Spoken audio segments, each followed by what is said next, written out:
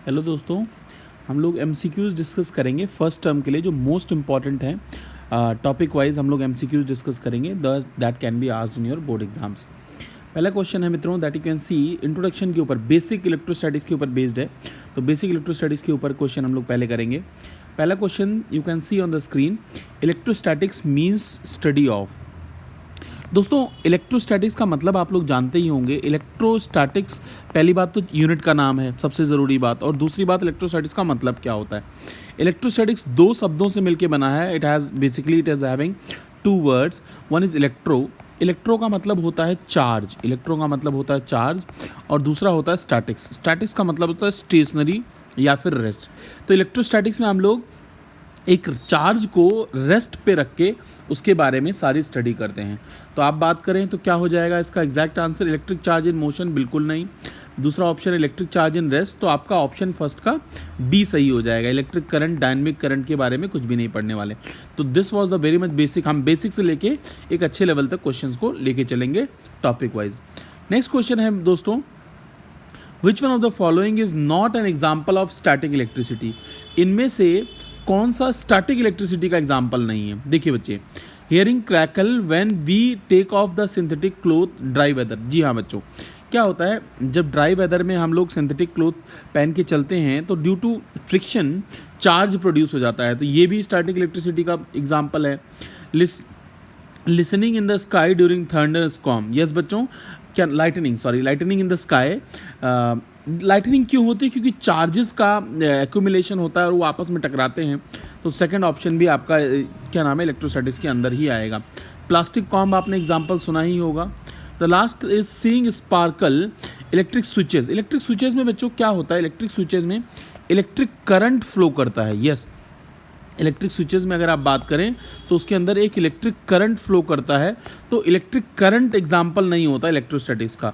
तो static electricity का electric current example नहीं हो सकता, इसलिए इसका ऑप्शन बी हमारा, जो हमारा डी होगा, वो स्टैटिक इलेक्ट्रिसिटी का नहीं आंसर होगा। इसलिए आंसर नॉट पूछा है, इसलिए ऑप्शन हमारा डी इसमें सही हो जाएगा। नेक्स्ट हमारा टॉपिक जो है बच्चों, that is first topic introduction के बाद, वो हमारा बेस्ड है फ्रिक्शनल इलेक्ट्रोस्टैटिक्स के ऊपर। फ्रिक्शनल इलेक्ट्रिसिटी के ऊपर हम लोग क्वेश्चन डिस्कस करने वाले हैं। मित्रों, पहला क्वेश्चन है, a glass rod is rubbed with a silk cloth. एक ग्लास रॉड को सिल्क क्लोथ से रब किया गया। हाँ जी बच्चों, when glass rod acquires positive charge. ये आपको पता होना चाहिए बच्चों, जब एक ग्लास रॉड को सिल्क क्लोथ पे रब करते हैं तो ग्लास रॉड क्या करता है, अपने इलेक्ट्रॉन्स को लूज करता है और सिल्क क्लोथ इलेक्ट्रॉन्स को एक्वायर करता है। इसी कारण जो इलेक्ट्रॉन लूज करता है वो पॉजिटिव चार्ज एक्वायर करता है।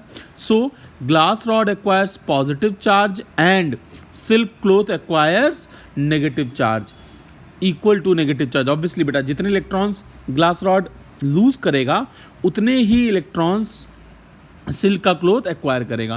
देयर इज नो ट्रांसफर, बेटा गलत हो जाएगा। ग्लास रॉड उल्टा है ये, और ऑब्वियस सी बात है इसका आंसर कौन सा हो जाएगा। सिंपल सा क्वेश्चन था, that is a option will be correct in this case. मित्रों, हम लोग चलेंगे नेक्स्ट क्वेश्चन के ऊपर, फ्रिक्शनल इलेक्ट्रिसिटी। फ्रिक्शनल इलेक्ट्रिसिटी क्या होती है उसके बारे में चलेंगे।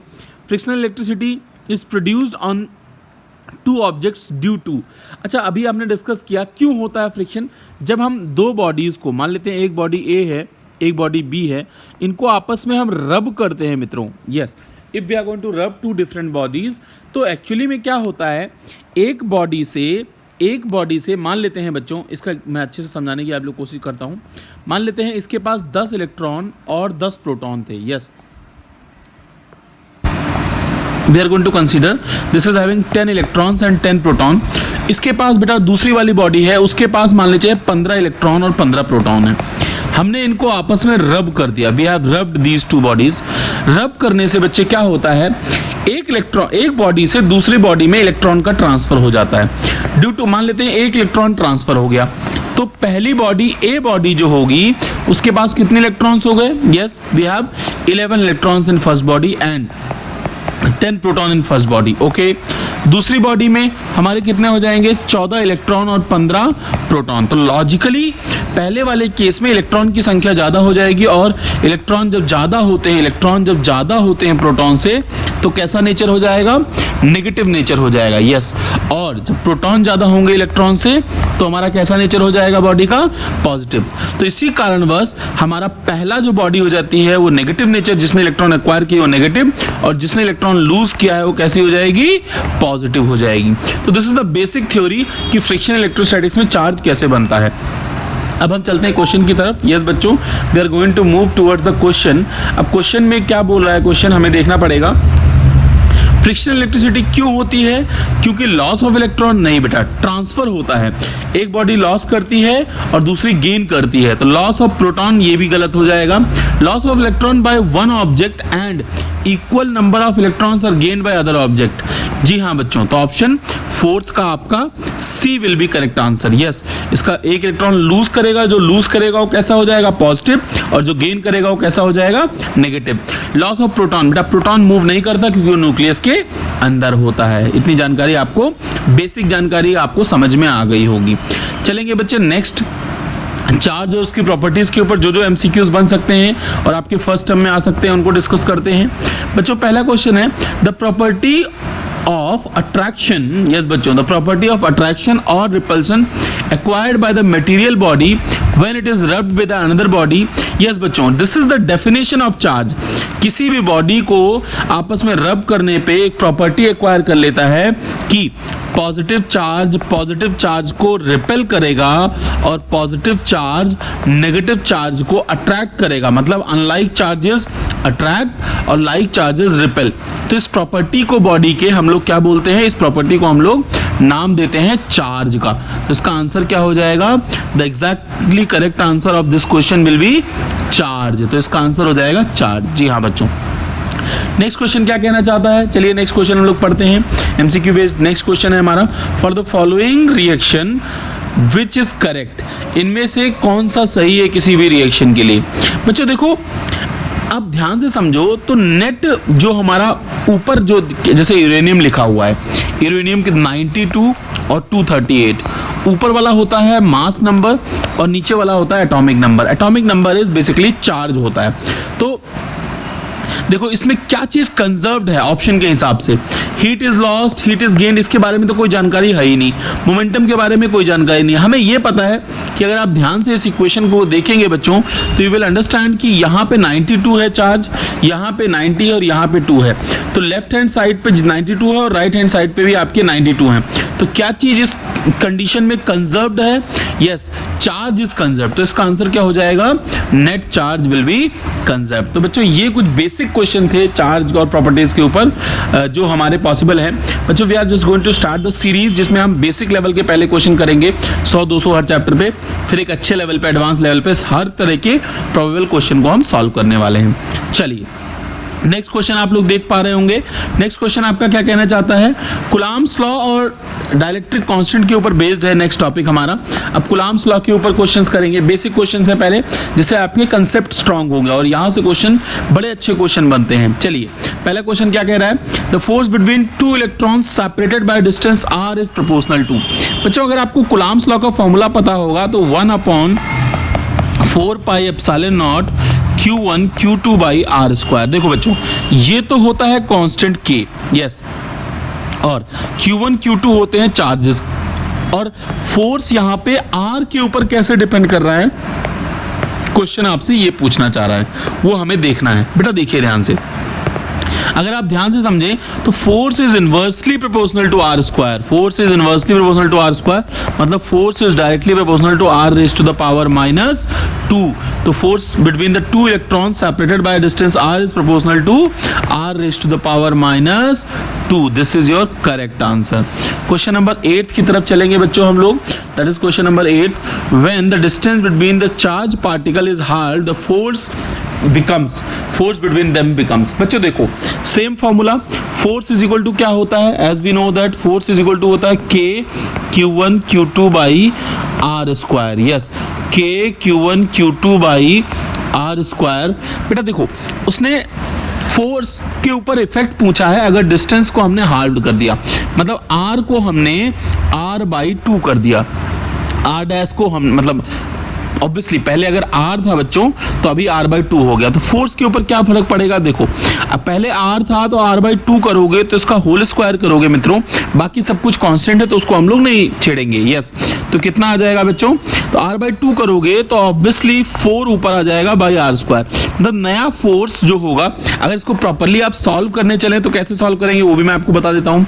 अगर आपको प्रॉपर्ली समझना है कि कैसे सॉल्व करना है, ये तो समझ में आ गया कि 4 टाइम्स आ रहा है। देखो नया फोर्स F डैश जो होगा वो K Q1 Q2, डिस्टेंस को हमने r/2 कर दिया है बस। ओके चलिए क्या हो जाएगा, K Q1 Q2 4 ऊपर चला जाएगा r²। ये क्या है, ये F की वैल्यू है, तो क्या आ जाएगा, नया फोर्स जो F डैश है मित्रों, जो नया फोर्स F डैश है वो 4 टाइम्स ऑफ F हो जाएगा, that will B 4 times of F। तो यहाँ से हम लोग एनालाइज कर पाएंगे कि यहाँ पे 4 टाइम्स आंसर हो जाएगा।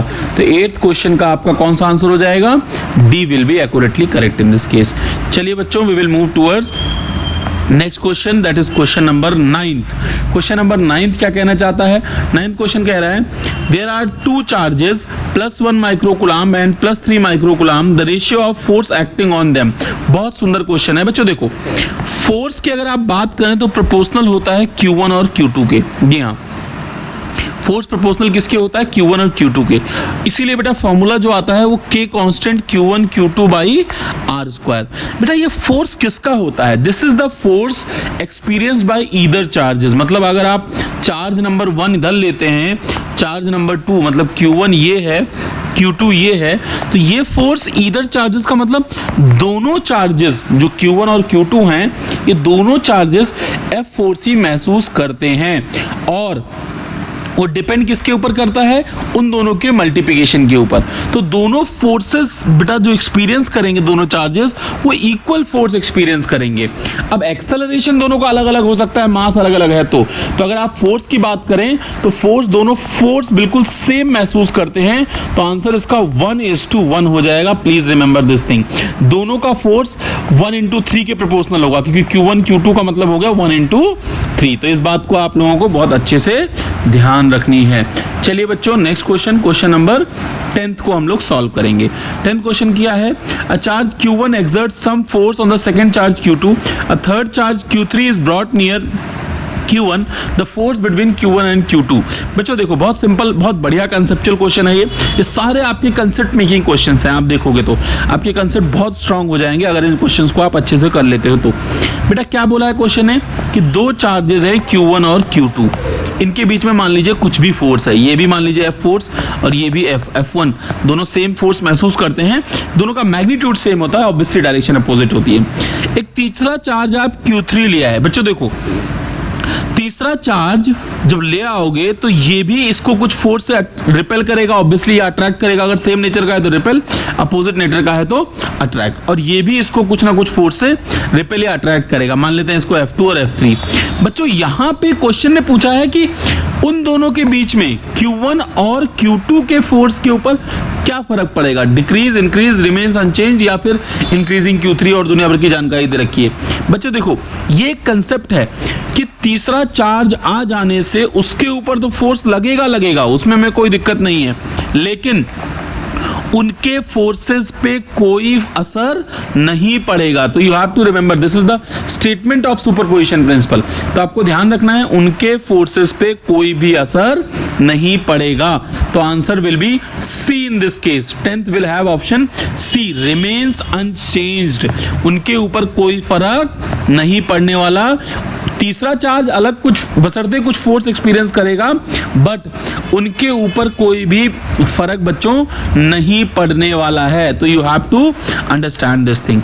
यस बच्चों, क्वेश्चन नंबर 11, क्वेश्चन नंबर 11 क्या होता है, the dimension formula of epsilon naught. Epsilon naught बेटा आप लोग जानते ही होंगे, परमिटिविटी को बोलते हैं। अब इसकी डायमेंशन फार्मूला, अगर हमें डायमेंशन फार्मूला निकालना है तो हमें इसका SI यूनिट निकालना पड़ेगा। देखो हमें एक बात पता है कि force is equal to 1/4 pi epsilon naught Q1 Q2 upon में r²। मैं प्रॉपर आपको बता दूंगा कैसे निकालते हैं डायमेंशन फार्मूला। और हम लोग उसको देखेंगे कैसे आता है। देखो बच्चों, तो 1/Q1 Q2 अपॉन में R² होता है। बेटा अगर आप ध्यान से समझें मेरी बात को लॉजिकली, तो बच्चे एप्सिलॉन नॉट का अगर मैं फॉर्मूला निकालता हूँ, एप्सिलॉन नॉट का हो जाएगा 1/4 पाई Q1 Q2 अपॉन में R² और F भी नीचे आ जाएगा। Q1 का जो हमारा चार्ज होता है Q1, उसकी ऐसा यूनिट होती है कुलाम, और Q2 की भी यूनिट होती है कुलाम। R होता है मीटर स्क्वायर, F होता है बेटा, देखो F न्यूटन में होती है बट हमें kg मीटर पर सेकंड स्क्वायर में चाहिए इसको, क्योंकि F = ma अगर आप लिखेंगे तो फोर्स की यूनिट बच्चों क्या होती है न्यूटन, और m हम लोग kg में मेजर करते हैं, और एक्सेलरेशन आपका मीटर पर सेकंड स्क्वायर में होता है। तो हम इसको प्रॉपर्ली लिखेंगे kg मीटर पर सेकंड स्क्वायर, मतलब सेकंड स्क्वायर ऊपर चला जाएगा। चलिए, I am just illustrating each and everything.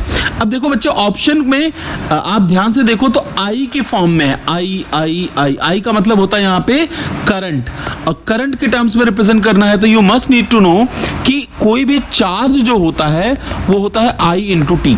Charge क्या होता है I × T, तो चार्ज की यूनिट होती है कुलाम, और एक कुलाम 1 एम्पेयर सेकंड के बराबर होता है। तो प्लीज रिमेंबर दिस थिंग, एक कुलाम 1 एम्पेयर सेकंड, और ampere is the unit of current. तो मैं कुलाम को लिख दूंगा एम्पेयर सेकंड, दूसरे कुलाम को भी लिख दूंगा एम्पेयर सेकंड, और यहाँ पे सेकंड स्क्वायर हमारे पास मौजूद है मित्रों। This is metre square, this is kg and this is metre. अब मीटर × मीटर हो जाएगा मीटर क्यूब। जी हाँ बच्चों, तो दिस इज मीटर क्यूब। तो मैं प्रॉपर्ली सिस्टमेटिक तरीके से लिख रहा हूँ इसको। देखिए बच्चों, देखिए अगर आप m को लिखेंगे तो मीटर हो जाएगा -3, kg हो जाएगा -1, एम्पेयर का हो जाएगा स्क्वायर, और सेकंड की पावर हो जाएगी 4। अब आप देख लीजिए, metre is going to measure your length, kg is going to measure your mass, ampere is current, and second is time. तो अब देख लेते हैं कौन कौन सा ऑप्शन में कैसे कैसे ने पूछा है। m मतलब मास की पावर कितनी हो जाएगी, यही तो पूछ रहा सबसे पहले केस में। m की पावर आप लोग देख के बता सकते हैं, मास की पावर m, इसको कंफ्यूज मत करना, this is metre, this is going to represent length. सबसे बड़ा कंफ्यूजन बच्चों से यही होता है, लेंथ को मत कंफ्यूज करना। m की पावर -1, l की पावर -3, a की पावर 2 और s की पावर 4। तो हो जाएगा m की पावर -1, जी हाँ बच्चों, m की पावर -1, l की पावर -3, t की पावर 4 और a की पावर, तो option C will be accurately correct. तो मुझे उम्मीद है आपको डायमेंशन फॉर्मूला कैसे आया समझ में आ गया होगा। अगला है बेटा ऐसा यूनिट ऑफ परमिटिविटी। अब देखो परमिटिविटी क्या होता है, परमिटिविटी इस एप्सिलॉन नॉट को ही बोलते हैं। तो आप सीधे यहाँ से इसका फॉर्मूला कैलकुलेट कर सकते हैं। देखो ये तो आपने कैलकुलेट कर ही लिया था, बस इसको प्रॉपर्ली हमें लिखना आना चाहिए। तो क्या हो जाएगा, kg इनवर्स मीटर की पावर -3, कुलाम्ब की पावर 2, सेकंड की पावर 2। अब देख लीजिए कौन सा ऑप्शन है। अच्छा, इसको आंसर न्यूटन में दिया गया है, सॉरी। एक तो ये हो ही गया, ये बिल्कुल सही है, लेकिन आपको न्यूटन में पूछा तो कोई बात नहीं, हम फॉर्मूले में न्यूटन में भी निकाल लेंगे। देखो 1/4 पाई कांस्टेंट है, कोई दिक्कत ही नहीं है। कुलाम्ब स्क्वायर, डिस्टेंस का हो जाएगा मीटर, हो जाएगा न्यूटन, तो न्यूटन इनवर्स मीटर की पावर -2 कुलाम्ब स्क्वायर। तो कौन सा ऑप्शन हो जाएगा, न्यूटन। आप लोग इसको देख के बता सकते हैं कि हमारा ये हो जाएगा answer. Yes, coulomb square upon में newton metre square, that's quite simple. Yes बच्चों, dielectric constant of the medium is also known as, dielectric constant बच्चों K से रिप्रेजेंट करते हैं, और इसको हम लोग दूसरा नाम रिलेटिव परमिटिविटी बोलते हैं। इसका फॉर्मूला होता है permittivity in the medium upon permittivity in free space, जो कि होता है force in the free space upon force in medium. मैं आपको फॉर्मूला याद दिला रहा हूँ, या फिर और भी फॉर्मूले होते हैं, that is electric field in the free space upon electric field in the medium. आसपास की जितनी चीजें होंगी मैं उस पॉइंट पे आपको क्लियर कर दूंगा। चलिए अगला क्वेश्चन ही हमारा उसी पे फिर से बेस्ड है। क्या है अगला क्वेश्चन, ध्यान से देखेंगे हम लोग। अगला क्वेश्चन है the relation between permittivity of the medium. Permittivity of the medium का मतलब क्या होता है, EM, रिलेटिव परमिटिविटी था ER। तो हम लोग लिखेंगे EM और किसके बीच में, permittivity of the vacuum that is E0 and dielectric constant K। तो डाइलेक्ट्रिक कांस्टेंट K का फॉर्मूला मैंने आपको पहले ही बता दिया, EM/E0 होता है। अब इन्होंने EM की जगह पे E यूज किया है बच्चों, EM की जगह पे इन्होंने E यूज किया है, एप्सिलॉन एक्चुअली E नहीं है वो, एप्सिलॉन है, सॉरी। तो आप एप्सिलॉन यूज कर रहे हैं तो हम भी एप्सिलॉन यूज कर लेंगे। अब आप देख सकते हैं कि कौन सा फॉर्मूला सही हो जाएगा। आपको एक बात तो पता है कि K is equal to epsilon upon में एप्सिलॉन नॉट। तो epsilon is equal to k into epsilon naught. तो कौन सा ऑप्शन सही हो जाएगा हमारा 14th का मित्रों, जल्दी से आप लोग सोच लिया करें अपने दिमाग में, C option will be accurately correct. चलिए बच्चों चलेंगे 15th क्वेश्चन की तरफ। 15वां क्वेश्चन क्या है, the ratio of the forces between the to small sphere having constant charge A, उनके पास कांस्टेंट चार्ज है in air and be in dielectric constant K। बच्चों देखो बहुत सिंपल क्वेश्चन है, आपको मैंने पहले ही बताया कि एफ नॉट अपॉन, देखो F naught upon F M तो हमारा होता है रिलेटिव परमिटिविटी, क्या K, डायलेक्ट्रिक कांस्टेंट K, यही तो हमने अभी देखा था, डायलेक्ट्रिक कांस्टेंट होता है K। अब इसने लेकिन जो हमारा रेशियो ऑफ फोर्सेस बोल रखा है, small is charge A in air and B in the medium, ये क्या दिया हुआ है, ये फोर्स दिया हुआ है। मतलब कहाँ पे स्मॉल चार्जेस स्पेयर्स जो हैं वो एयर में है, एयर का मतलब होता है एफ नॉट की वैल्यू क्वेश्चन ने क्या दे रखी है, A दे रखी है, यस बच्चों। और बी मतलब मीडियम, मीडियम में क्या हो जाएगी, बी हो जाएगी। तो ए बाई बी किसके बराबर हो जाएगा, के या k/1 भी आप इसको कह सकते हैं। वही क्वेश्चन इनडायरेक्टली क्वेश्चन ने पूछा है, we have to read it carefully, question को हमें पढ़ना पड़ेगा, फिर हमें सॉल्व करना पड़ेगा। तो इसका आंसर बेटा k/1 आ जाएगा। मतलब F naught by F M, जो ये फॉर्मूला मैंने आपको बताया था वही वो पूछ रहा है कि k क्या होता है, F naught by F M होता है, that is this one. I hope आपको ये समझ में आ गया होगा। नेक्स्ट क्वेश्चन है question number 16, force between two charges. जी हाँ बच्चों, when placed in free space is 10 newton. मतलब एफ नॉट, मैं आगे कर रहा हूं यहाँ पे सॉल्व, एफ नॉट जो है बच्चों वो कितना दिया है आपको, 10 न्यूटन दिया है। और if they are in the medium of relative permittivity, मतलब k बराबर है 5, तो आपसे पूछ रहा है the force between them. Yes बच्चों, मीडियम में रख देने पे फोर्स क्या हो जाएगी, आपको पता है F naught by F M is equal to K. हमारे पास क्या क्या है, एफ नॉट है, F naught is how much 10, F M we have to find, K is we have 5, तो एफ एम बराबर 10 by 5, that will become 2 newton. कितना हो जाएगा, 2 न्यूटन। तो 16th will have A option will be accurately correct in this case. चलिए मित्रों चलेंगे 17वें प्रश्न की तरफ। 17 question. What is this question exactly? We are going to understand. In the hydrogen atom, the distance between the proton and the electron is this. अच्छी बात है, R की वैल्यू दी हुई है, R is how much, 5.3 into 10 की power -11 metre. अच्छी बात है। The electric force of attraction, बच्चों आपको पता है कि इलेक्ट्रॉन और प्रोटॉन के पास जो हमारे पास इलेक्ट्रॉन और प्रोटॉन के पास जो चार्जेस होते हैं वो होते हैं 1.6 into 10 की power -19 coulomb. That is basically the force experience by electron as well as proton. दोनों के मासेस अलग होते हैं बच्चों, बट फोर्स सेम होते हैं। हमारे पास सब कुछ है, हमें फॉर्मूला लगाना है सिर्फ, कौन सा, coulomb's law. F is equal to 1/4 pi epsilon naught Q1 Q2 by R square. बेटा देखो ध्यान से, अगर 1/4 पाई एप्सिलॉन नॉट की वैल्यू लिखे तो 9 into 10 की पावर 9 लिखेंगे। Q1 का मतलब पहला चार्ज 1.6 10 की पावर -19, Q2 का मतलब दूसरा चार्ज 1.6 into 10 की पावर -19, और इन दोनों के बीच में डिस्टेंस इत्तेफाक से दिया हुआ है, दैट इज 5.3 into 10 की पावर -11, 5.3 into 10 की पावर -11 का होल स्क्वायर। मित्रों इसको हम अगर सॉल्व करेंगे, if we are going to solve this equation, तो हमें मिलेगा अप्रॉक्सीमेटली 8.2 into 10 की power -8 newton. This is the force of attraction. 8.2 into 10 की power -8 newton is option B in this case is correct. चलिए बच्चों अगला क्वेश्चन आप लोग देख सकते हैं, बड़ा ही बढ़िया क्वेश्चन है। How many electrons will constitute a charge 1 coulomb. बच्चों देखो हमारे पास Q दिया है 1 कूलम और हमें N की वैल्यू पूछ रहा है। आपको क्वांटाइजेशन का प्रिंसिपल याद होगा, या quantization rule, exactly you are aware from quantization rule. Q is equal to N ही होता है, N इज इक्वल टू क्या हो जाएगा, Q बाई E हो जाएगा। Q इज 1, इलेक्ट्रॉन के पास जो चार्ज होता है 1.6 10 की पावर -19। मित्रों इसको सॉल्व करेंगे, 1/1.6 into 10 की पावर +19।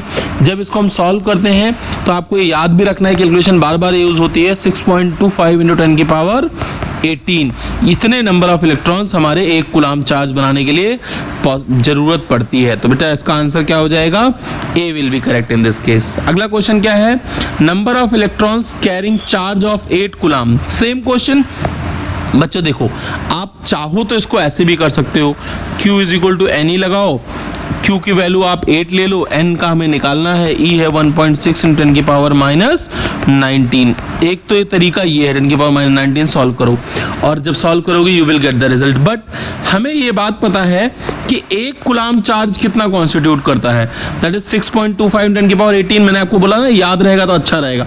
कैलकुलेशन याद रहने से कभी कभी फायदा हो जाता है कॉम्पिटिटिव एग्जाम्स में, और आप बोर्ड के एग्जाम में आपके लिए तो पास तो इनफ टाइम होगा, तो आप वहाँ पे सॉल्व भी कर सकते हैं। चलिए, एक तो तरीका ये हो गया, लेकिन आपको पता है 1 कूलाम चार्ज के लिए 6.25 × 10 की पावर 18 चार्ज चाहिए। तो 8 कूलाम में क्या करना पड़ेगा, 8 से मल्टीप्लाई करना पड़ेगा। 1 का इतना है तो 8 से मल्टीप्लाई करोगे, तो 8 से जब मल्टीप्लाई करोगे बेटा, तो how much will be there, approximately आ जाएगा ये 5 × 10 की पावर 19। यस, 5 × 10 की power 19, that is option C will be correct in this case. बच्चों हमारा इस लेक्चर का लास्ट क्वेश्चन है। यस, हम लोग हर लेक्चर में बेसिकली ट्राई करेंगे कि हर टॉपिक वाइज क्वेश्चन करें, that is 20th question. Yes बच्चों, और आपको ढेरों MCQs मिल जाएंगे हर लेवल के, बेसिक लेवल से एडवांस लेवल तक, तो you can enjoy your regular studies over here। yes बच्चों, क्या है 20th क्वेश्चन, 4 × 10 की power 16 electrons are removed from the conductor acquires a charge of. अब बेटा इसने बोला है इतने इलेक्ट्रॉन निकलने से किसी कंडक्टर में। बेटा पहली बात तो आपको ध्यान रखना है कि जब इलेक्ट्रॉन रिमूव किए गए हैं तो वो पॉजिटिव चार्ज होगा, क्योंकि इलेक्ट्रॉन निकलने से पॉजिटिव चार्ज होता है, मैंने शुरू में बताया। और कितना पॉजिटिव चार्ज होगा sir, Q is equal to N E. अब चार्ज का साइन तो पता लग गया, रिमूव हुआ है, तो n कितना दिया है, 4 × 10 की पावर 16। यस बच्चों, 4 × 10 की पावर 16। E कितना है, E है 1.6 × 10 की पावर -19।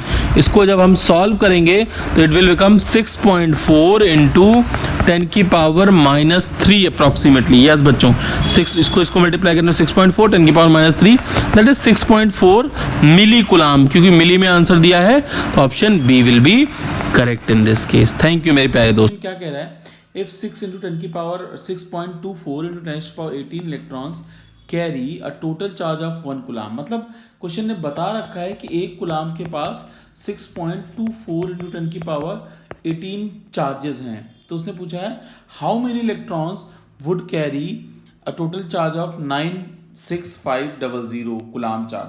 मित्रों आप समझ सकते हैं क्वेश्चन को बहुत easily, and you can solve it very easily. Like question कहना क्या चाहता है, अकॉर्डिंग टू द क्वेश्चन कि एक कूलाम चार्ज के लिए जो हमें रिक्वायरमेंट है नंबर ऑफ इलेक्ट्रॉन्स की, वो है 6.24 × 10 की पावर 18 इलेक्ट्रॉन। तो हमें 9650, यस बच्चों 9650 कूलाम चार्ज के लिए कितने की जरूरत होगी। यूनिटरी मेथड लगाएंगे, 1 कूलाम के लिए इतना, तो इतने कूलाम के लिए इसको हम 6.25 या 24 × 10 की पावर 18 से मल्टीप्लाई कर देंगे, and after multiplication we will get the result, that is option number which one, I mean if we are going to solve this we will get 6.023 × 10 की पावर 23 इलेक्ट्रॉन्स। तो आपका कौन सा ऑप्शन हो जाएगा, that is option A will be accurately correct। 21 का आपका A question आ जाएगा। मित्रों हम लोग अब चलेंगे नेक्स्ट बिट के ऊपर, नेक्स्ट टॉपिक के ऊपर हम क्वेश्चन सॉल्व करेंगे, that is basically based on superposition principle of force. As you know बच्चों, मैं टॉपिक वाइज जितने भी most important MCQs, basic MCQs जो आपके टर्म 1 में आ सकते हैं वो मैं डिस्कस कर रहा हूँ। प्रीवियस लेक्चर्स का डिस्क्रिप्शन में आपको लिंक मिल जाएगा। क्वेश्चन क्या कह रहा है, the superposition of the force is the method to find the force on the charge. Yes बच्चों, क्या है सुपरपोजिशन प्रिंसिपल। बच्चों आपको अगर पता हो सुपरपोजिशन प्रिंसिपल के बारे में, तो सुपरपोजिशन प्रिंसिपल क्या बताता है एग्जैक्टली कि दो चार्जेस के बीच में फोर्स तो हम लोग बड़ी आसानी से निकाल सकते हैं। मान लीजिए हमारे पास दो चार्जेस हैं, let's say Q1 and Q2, हम इनके बीच में फोर्स निकाल सकते हैं कूलाम्स लॉ से। लेकिन अगर एक तीसरा चार्ज आ जाए Q1 और Q2 के अलावा, if we have a third charge, अगर एक तीसरा चार्ज यहाँ पे उपस्थित हो जाए तो उसके ऊपर क्या फोर्स एक्सपीरियंस होगी, उसके द्वारा ये क्या फोर्स एक्सपीरियंस करेंगे। तो बेसिकली जब मल्टीपल चार्जेस पिक्चर में होते हैं मित्रों, तो हमारा सुपरपोजिशन का यूज होता है। तो इसमें ऑप्शन कौन सा सही हो जाएगा? Superposition principle. Only single charges present, नहीं बच्चों। टू नो चार्जेस प्रेजेंट, बिल्कुल नहीं। मल्टीपल चार्जेस आर इंटरेक्टिंग, जी हाँ बच्चों, जब दो से ज्यादा या फिर मल्टीपल चार्जेस जब भी इंटरेक्ट करते हैं तो सुपरपोजिशन प्रिंसिपल हमारा एप्लीकेबल होता है। नेक्स्ट बेटा हम लोग बात करेंगे continuous distribution of the charge के ऊपर। अब ये continuous distribution of the charge का मतलब क्या होता है आपको बता दूं। तीन तरीके से हम लोग चार्ज को डिस्ट्रीब्यूट कर सकते हैं, लैम्डा, सिग्मा और रो। लैम्डा होता है charge per unit length, dq by dl, और सिग्मा होता है आपका charge per unit area, that is what, dq by da, dq by da या dq बाई ds भी बोल सकते हैं, यस। और रो होता है आपका dq बाई dv। तो चार्ज पर यूनिट लेंथ को हम लोग बोलते हैं लीनियर चार्ज डेंसिटी, सिग्मा को बोलते हैं एरियल चार्ज या सुपरफिशियल चार्ज डेंसिटी, और रो को बोलते हैं वॉल्यूमेट्रिक चार्ज डेंसिटी। तो we will solve question number 23।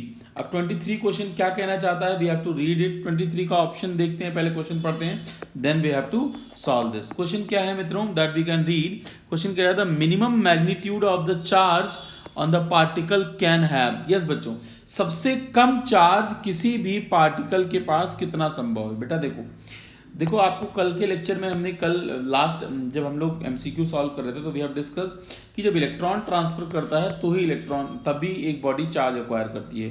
तो मिनिमम एक बॉडी जो चार्ज एक्वायर कर सकती है बेटा, that is the unit of electron. तो एक इलेक्ट्रॉन के पास कितना चार्ज होता है, दैट इज 1.6 into 10 की पावर -19 कूलाम। तो which option will be correct? Option B 23 will have, B option will be perfectly correct in this case. चलिए बच्चों हम लोग बात करेंगे क्वेश्चन नंबर 24 की। when any physical quantity exists in the form of discrete packets it is said to be, yes बच्चों, discrete packets का मतलब होता है ऐसे 1 2 3, मतलब इंटीजर फॉर्म में प्रेजेंट है। जी हाँ बच्चों, अगर कोई बॉडी इंटीजर फॉर्म में प्रेजेंट है तो उसको क्वांटाइजेशन का प्रिंसिपल कहता है बच्चों कि चार्ज हमारे डिस्क्रीट पैकेट्स की फॉर्म में प्रेजेंट होंगे, that is q is equal to plus minus N. इसका मतलब या कोई चार्ज एक इलेक्ट्रॉन से या 2 से या 10 से या 20 से पूरे इलेक्ट्रॉन एक डिस्क्रीट पैकेट्स क्वांटाइज फॉर्म में प्रेजेंट होगा। तो that is option C, discrete packets की फॉर्म में चार्ज प्रेजेंट होता है।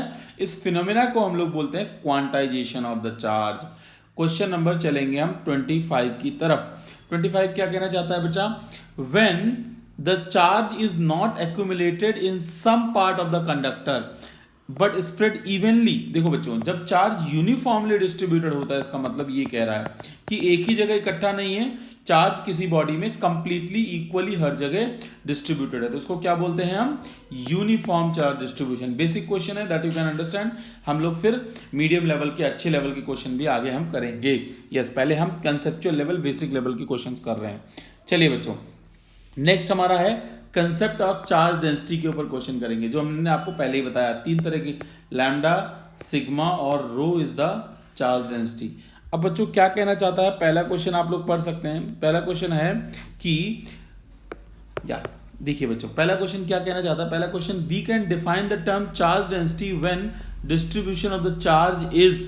बच्चों डिस्ट्रीब्यूशन ऑफ द चार्ज कैसा होना चाहिए, यूनिफॉर्म होना चाहिए, तभी dq बाई dl या dq बाई da या dq बाई ds तभी आप निकाल सकते हैं। यस, यूनिफॉर्म, नॉन यूनिफॉर्म में आपको इन चीजों को अप्लाई नहीं कर सकते बेटा।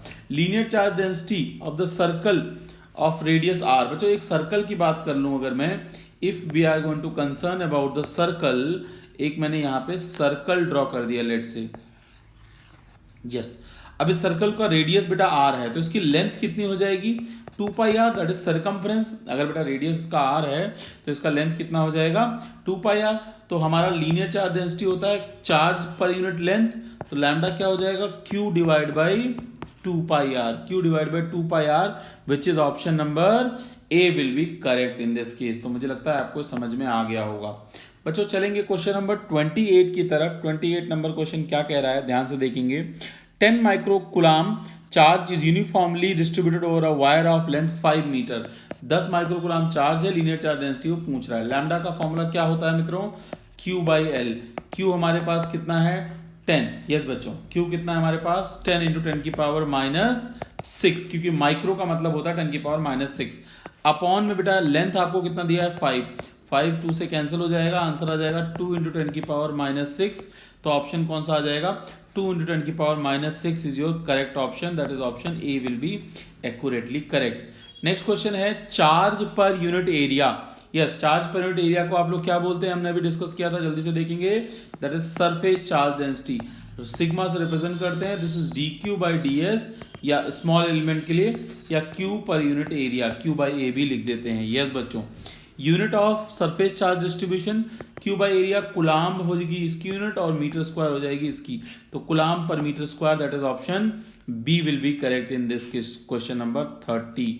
चलेंगे question number 31। A sphere of radius 10 centimetre is given with the charge of this the surface charge density. बेटा देखो, सरफेस चार्ज डेंसिटी का मतलब सिग्मा की बात कर रहा है, और ये D Q by D S या क्यू बाई एस होता है मित्रों। यस, तो क्वेश्चन ने क्यू बाई एस की वैल्यू पूछी है। क्यू कितना है हमारे पास 20 माइक्रोकुलाम, 20 इंटू 10 की पावर -6, और सरफेस एरिया कितना हो जाएगा इसका, बेटा देखो रेडियस दिया होता है तो we are able to calculate the value of surface area. तो हम लोग 4 इंटू पाई, देखो बेटा किसी भी अगर स्फेयर की बात करो आप, स्फेयर का, तो इसका जो एरिया होता है, देखो सर्कल का लेंथ होता है, क्योंकि सर्कल को, एक वायर को सर्कल के अगर आप बीच से कट करके सीधी करोगे, इसको अगर आप सीधी करोगे एक सर्कल को, तो एक वायर बन जाएगा, एक लेंथ बन जाएगा। बट मान लीजिए, सॉरी, अगर मान लीजिए बेटा आपने एक स्फेयर ले लिया है, we have taken a sphere over here, हमने एक स्फेयर मान लिया बच्चों, और इस स्फेयर को हमने खोला तो एक शीट टाइप का स्ट्रक्चर बन जाएगा, इसलिए इसका एक एरिया होगा। तो इसलिए हम, और सर्कल का एरिया क्या होता है, that is 4 pi R square. Circle का एरिया होता है 4 पाई, पाई कितना होगा 20/7 R square. R is the radius, radius कितना दिया क्वेश्चन ने 10 इंटू 10 की पावर -2 का होल स्क्वायर। तो बेटा सिग्मा हो जाएगा linear charge density, that is Q by S. इसको हम लोग करेंगे सॉल्व, और कैलकुलेशन करने के बाद मेरा आंसर आया 1.59 10 की पावर -4। इसी कैलकुलेशन को आपको सॉल्व करना है, मैंने आपको सीधा कंसेप्ट इसमें बता दिया है। नेक्स्ट क्वेश्चन नंबर 32 है मित्रों। 32 क्या कहना चाहता है, वॉल्यूम चार्ज डेंसिटी इज। बेटा अगर आप वॉल्यूम चार्ज डेंसिटी की बात करें तो वॉल्यूम क्या होता है, वॉल्यूम के पास लेंथ, ब्रेथ और हाइट तीनों होती है, लेंथ, ब्रेथ और हाइट तीनों होती है, इसलिए ये 3 डायमेंशनल चीज है। अगर एरिया की बात करेंगे तो 2 डायमेंशनल और लेंथ 1 डायमेंशन। यस बच्चों, कैसे निकाला जाता है, यूनिट से। लेंथ की यूनिट मीटर होती है, इसकी पावर 1 है तो 1 डायमेंशन, एरिया का यूनिट मीटर स्क्वायर है मतलब पावर 2 है, मतलब इसका ये 2 डायमेंशन है, और वॉल्यूम का होता है बच्चों यूनिट मीटर क्यूब, पावर 3 है, इसलिए 3 डायमेंशन हो जाएगा। चलेंगे क्वेश्चन नंबर 33 की तरफ। अ charge of magnitude 2 microcoulomb is distributed uniformly through the solid metal sphere of radius 1 centimetre, the volume charge density of the sphere। बहुत सिंपल क्वेश्चन है बच्चों, आपको पता है कि हमें क्या निकालना है, हमें रो निकालना है, और ये होता है Q बाई V। बेटा Q कितना हो जाएगा 2 इंटू 10 की पावर -6, क्योंकि चार्ज हमें गिवन है माइक्रोकुलाम में, माइक्रोकुलाम का मतलब 10 की पावर -6 से हमें मल्टीप्लाई करना पड़ेगा, upon 4 pi R, R is कितना 1 इंटू 10 की पावर -2। यस बच्चों, पहला बिल्कुल सेम, अब इसी तरह का क्वेश्चन बच्चे पहले हम लोग कर चुके हैं। तो 33 का आंसर हो जाएगा A, that is 0.48 coulomb per metre cube. अब हम चलेंगे नेक्स्ट तरह के टॉपिक पे अपने प्रश्न को सॉल्व करने के लिए। क्या कहना चाहता है क्वेश्चन, हमारा टॉपिक है electric field intensity due to a point charge के ऊपर अभी ये क्वेश्चन है। बेसिक क्वेश्चन जिससे आपके कंसेप्ट एकदम क्रिस्टल क्लियर हो जाएंगे, फिर हम मीडियम और हाई लेवल के क्वेश्चन सॉल्व करेंगे। पहला क्वेश्चन क्या है, question number 34, that you can read it carefully. Conduction electron are almost uniformly distributed with in the conducting plate. Yes बच्चों, एक प्लेट है जिसमें इलेक्ट्रॉन चार्जेस यहाँ पे डिस्ट्रीब्यूटेड है, ऐसा बोला है। When placed in electrostatic field E1, yes बच्चों, किसी इलेक्ट्रोस्टैटिक फील्ड में रखोगे, इलेक्ट्रोस्टैटिक फील्ड में रखा गया इसको, मतलब ये किसी फील्ड में रखा गया जहां पे एक्सटर्नल इलेक्ट्रिक फील्ड E1 है, तो उसने पूछा है electric field with in the plate. जी हाँ बच्चों, फील्ड के अंदर इलेक्ट्रिक फील्ड कितनी होगी। देखो बच्चे, कंडक्टर के अंदर हमेशा इलेक्ट्रिक फील्ड, देखो बच्चे क्या होती है, 0 होती है। इलेक्ट्रिक फील्ड हमेशा कितनी होती है कंडक्टर के अंदर, 0। क्योंकि देखो बच्चे, होगा क्या, जब इलेक्ट्रिक फील्ड बाहर की अंदर इलेक्ट्रिक फील्ड अपोजिट डायरेक्शन में सेटअप हो जाती है और net electric field inside the conductor zero होती है। तो इसका आंसर क्या आ जाएगा, electric field inside the conductor is zero, so इसका आंसर हो जाएगा zero, that we can understand. Question number हम चलेंगे 35 की तरफ, 35। यस बच्चों, 35 नंबर क्वेश्चन कह रहा था electric field inside a spherical shell of a uniform surface charge density. Yes, एक स्फेरिकल सेल है, शेल का मतलब अंदर से खोखला है। जी हाँ बच्चों, शेल का मतलब हम लोग लेंगे तो हम लोग लिखेंगे एक ऐसे एक शेल हमने सपोज कर लिया। यस, और उसका पूछा है कि इलेक्ट्रिक फील्ड इनसाइड क्या होगी अगर उसके बाहर पे चार्जेस हैं। आपको पहले ही मालूम है बच्चों, किसी भी कंडक्टर के अंदर इलेक्ट्रिक फील्ड क्या होती है, जीरो, और पोटेंशियल होता है कांस्टेंट, तो इसलिए इसका आंसर भी जीरो हो जाएगा। Question number 36, the unit of electric field not equivalent to. इनमें से कौन सी इलेक्ट्रिक फील्ड की यूनिट नहीं है? देखिए बच्चों, इलेक्ट्रिक फील्ड का फॉर्मूला आपको पता है, फोर्स पर यूनिट चार्ज। यस बच्चों, फोर्स पर यूनिट चार्ज होता है इलेक्ट्रिक फील्ड का फॉर्मूला। पहला तो यहां से फोर्स की यूनिट होती है न्यूटन और चार्ज की यूनिट होती है कूलाम, तो न्यूटन पर कूलाम, और electric field minus D V by D R के बराबर भी होता है। तो potential energy per unit, gradient बोलते हैं, negative potential energy gradient, actually इसका नाम ऐसे बोलते हैं हम लोग, लेकिन डीवी की यूनिट होती है वोल्ट और इसकी यूनिट होती है मीटर। तो वोल्ट पर मीटर संभव है, न्यूटन पर कूलाम संभव है। तो कौन कौन सी संभव है? न्यूटन, अच्छा ये बात आप समझ सकते हैं कि न्यूटन पर कूलाम भी संभव है, जूल पर न्यूटन पर वोल्ट पर मीटर भी संभव है, दोनों संभव है। बेटा देखो, अगर आप चाहें तो न्यूटन को देखो, न्यूटन देखो आपको पता है कि वर्क का फॉर्मूला फोर्स इंटू डिस्टेंस होता है, तो फोर्स को आप लिख सकते हैं वर्क अपॉन डिस्टेंस, ये एस से, और ये वर्क होती है जूल और डिस्टेंस होती है क्या, जूल अपॉन में मीटर। तो आप न्यूटन को बेटा, न्यूटन को जूल बाई मीटर भी लिख सकते हैं, तो joule by coulomb metre possible है। तो एक option joule by coulomb metre भी दिया, तो ये 3 पॉसिबल है, बट ये जूल पर कूलाम कभी भी पॉसिबल नहीं है। तो इसका आंसर एक्यूरेटली कौन सा हो जाएगा? B will be correct in this case, B option will be correct. I hope आपको मेरी बातें समझ में आ रही होंगी। क्वेश्चन नंबर 37 बच्चों हम लोग सॉल्व करेंगे। Intensity of electric field E due to electric dipole. बेटा देखो, इलेक्ट्रिक डायपोल की अगर आप बात करें बच्चों, तो इलेक्ट्रिक डायपोल एक्सियल और इक्वेटोरियल दोनों पॉइंट्स पे आपने कैलकुलेट किया होगा, तो के पी बाई आर क्यूब आता है इक्वेटोरियल पे, मैं याद दिला रहा हूं आपको सिर्फ, यस इक्वेटोरियल पॉइंट पे, और एक्सियल पॉइंट पे आता है 2kp बाई आर क्यूब। तो इलेक्ट्रिक फील्ड कैसे प्रोपोर्शनल हो गया? आर क्यूब के प्रोपोर्शनल हो गया। अगर वो डायपोल की बात कर रहा है तब की बात कर रहे हैं। यस बच्चों, डायपोल की बात कर रहा है, तो 37 का कौन सा आंसर हो जाएगा? 37 का आपका ऑप्शन हो जाएगा यस,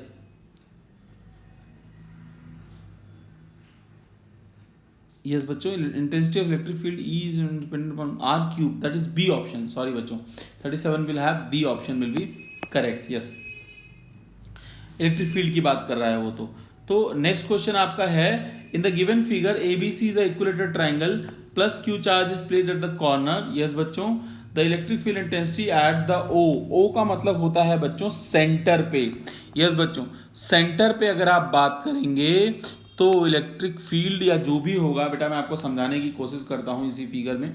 चलिए मैं एक अलग से फिगर ड्रॉ करके आपको ड्रॉ करने की कोशिश करता हूं। देखो बच्चे, अगर एक इक्विलेटरल ट्रायंगल है, yes we are going to take equilateral triangle. अब यहाँ पे क्यू चार्ज है, यहाँ भी क्यू है, यहाँ भी क्यू है।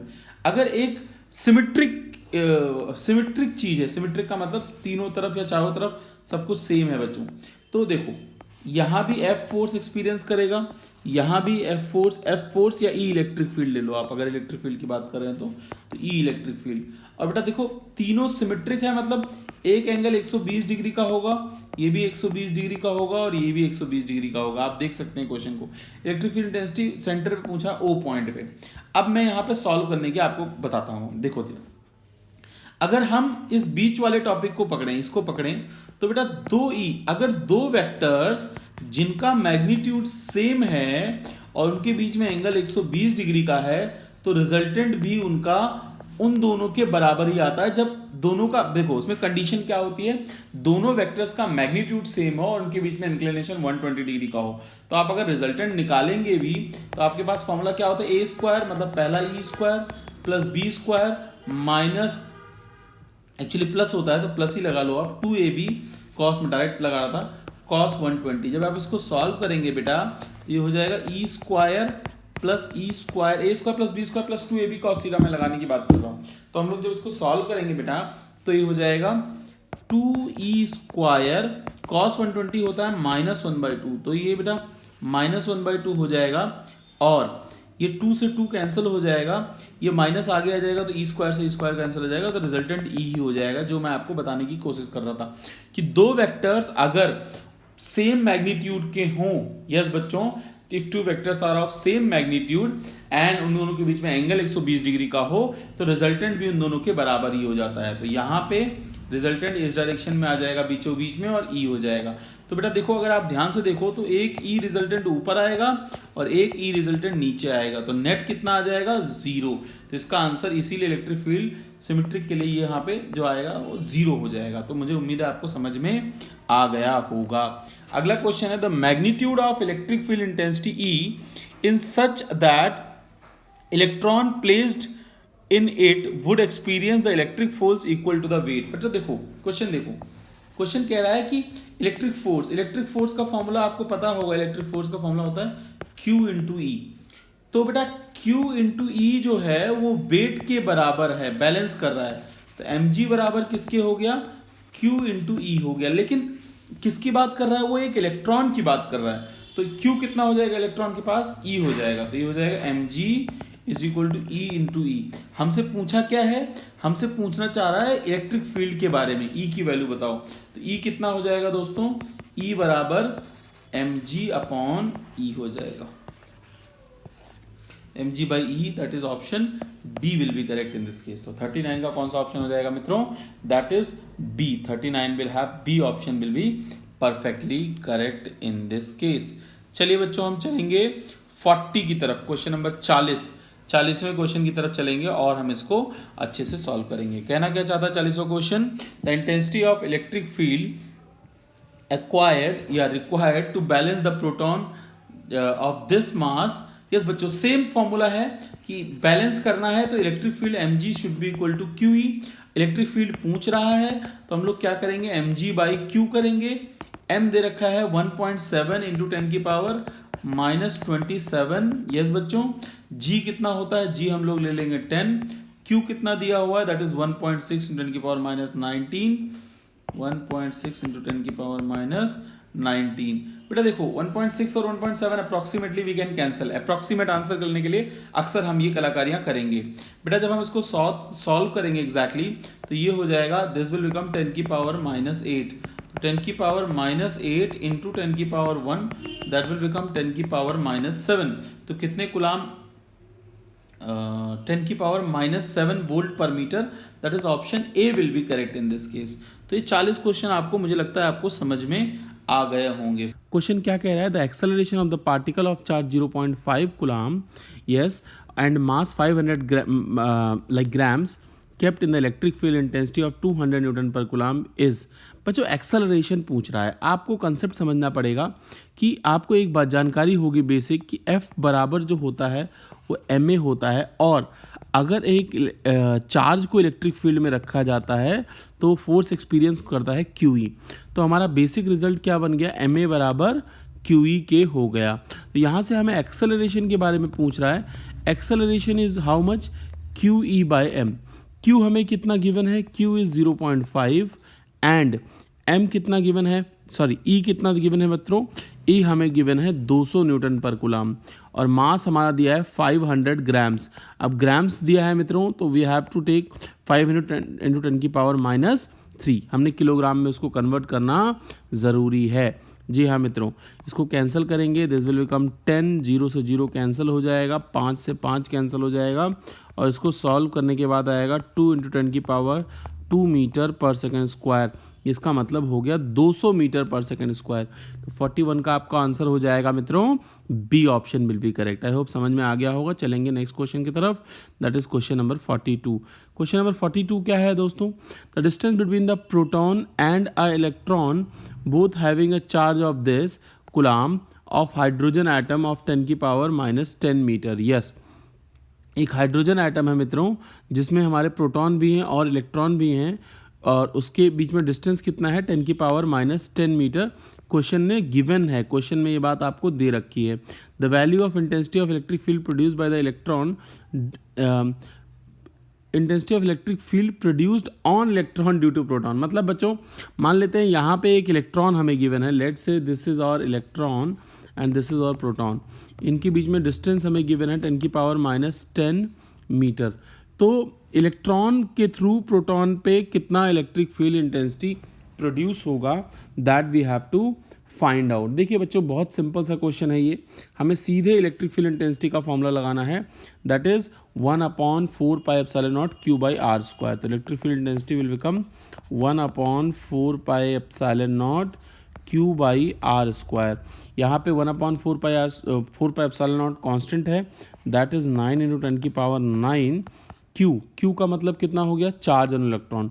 चार्ज कितना होता है इलेक्ट्रॉन के पास, आपको गिवन है 1.6 × 10⁻19 अपॉन में डिस्टेंस इज गिवन 10⁻10 का स्क्वायर। तो मित्रों इसको सॉल्व करने पे, जब मैंने इसको सॉल्व किया इस इक्वेशन को, तो मुझे अप्रॉक्सीमेटली जो E की वैल्यू मिली वो मिली 1.44 × 10⁻11 न्यूटन पर कूलाम। बच्चों कैलकुलेशन आप लोग देखते रहना और सॉल्व कर लेना, बहुत सिंपल सी कैलकुलेशन है। मैं सिर्फ कैलकुलेशन पहले करके रखता हूँ आपका समय बचाने के लिए। तो option D will be correct in this question number 42। चलिए मित्रों हम चलेंगे क्वेश्चन नंबर 43 की तरफ। 43 क्या कह रहा है, in the given figure, yes बच्चों the electric field intensity field is, yes बच्चों उन्होंने पूछा है in the given figure below the intensity of electric field is, intensity of electric field के बारे में पूछ रहा है। कहाँ पे बच्चों, ऑब्वियस सी बात है ये पी पॉइंट पे, ये इन्होंने मिस करना मतलब बताना भूल गए कि इस पॉइंट पे पी पॉइंट पे हमें इलेक्ट्रिक फील्ड इंटेंसिटी की वैल्यू निकालनी है। देखो बच्चों आपको पता है एक चार्ज ये है और दूसरा चार्ज आपकी स्क्रीन पे ये है, yes we can see that.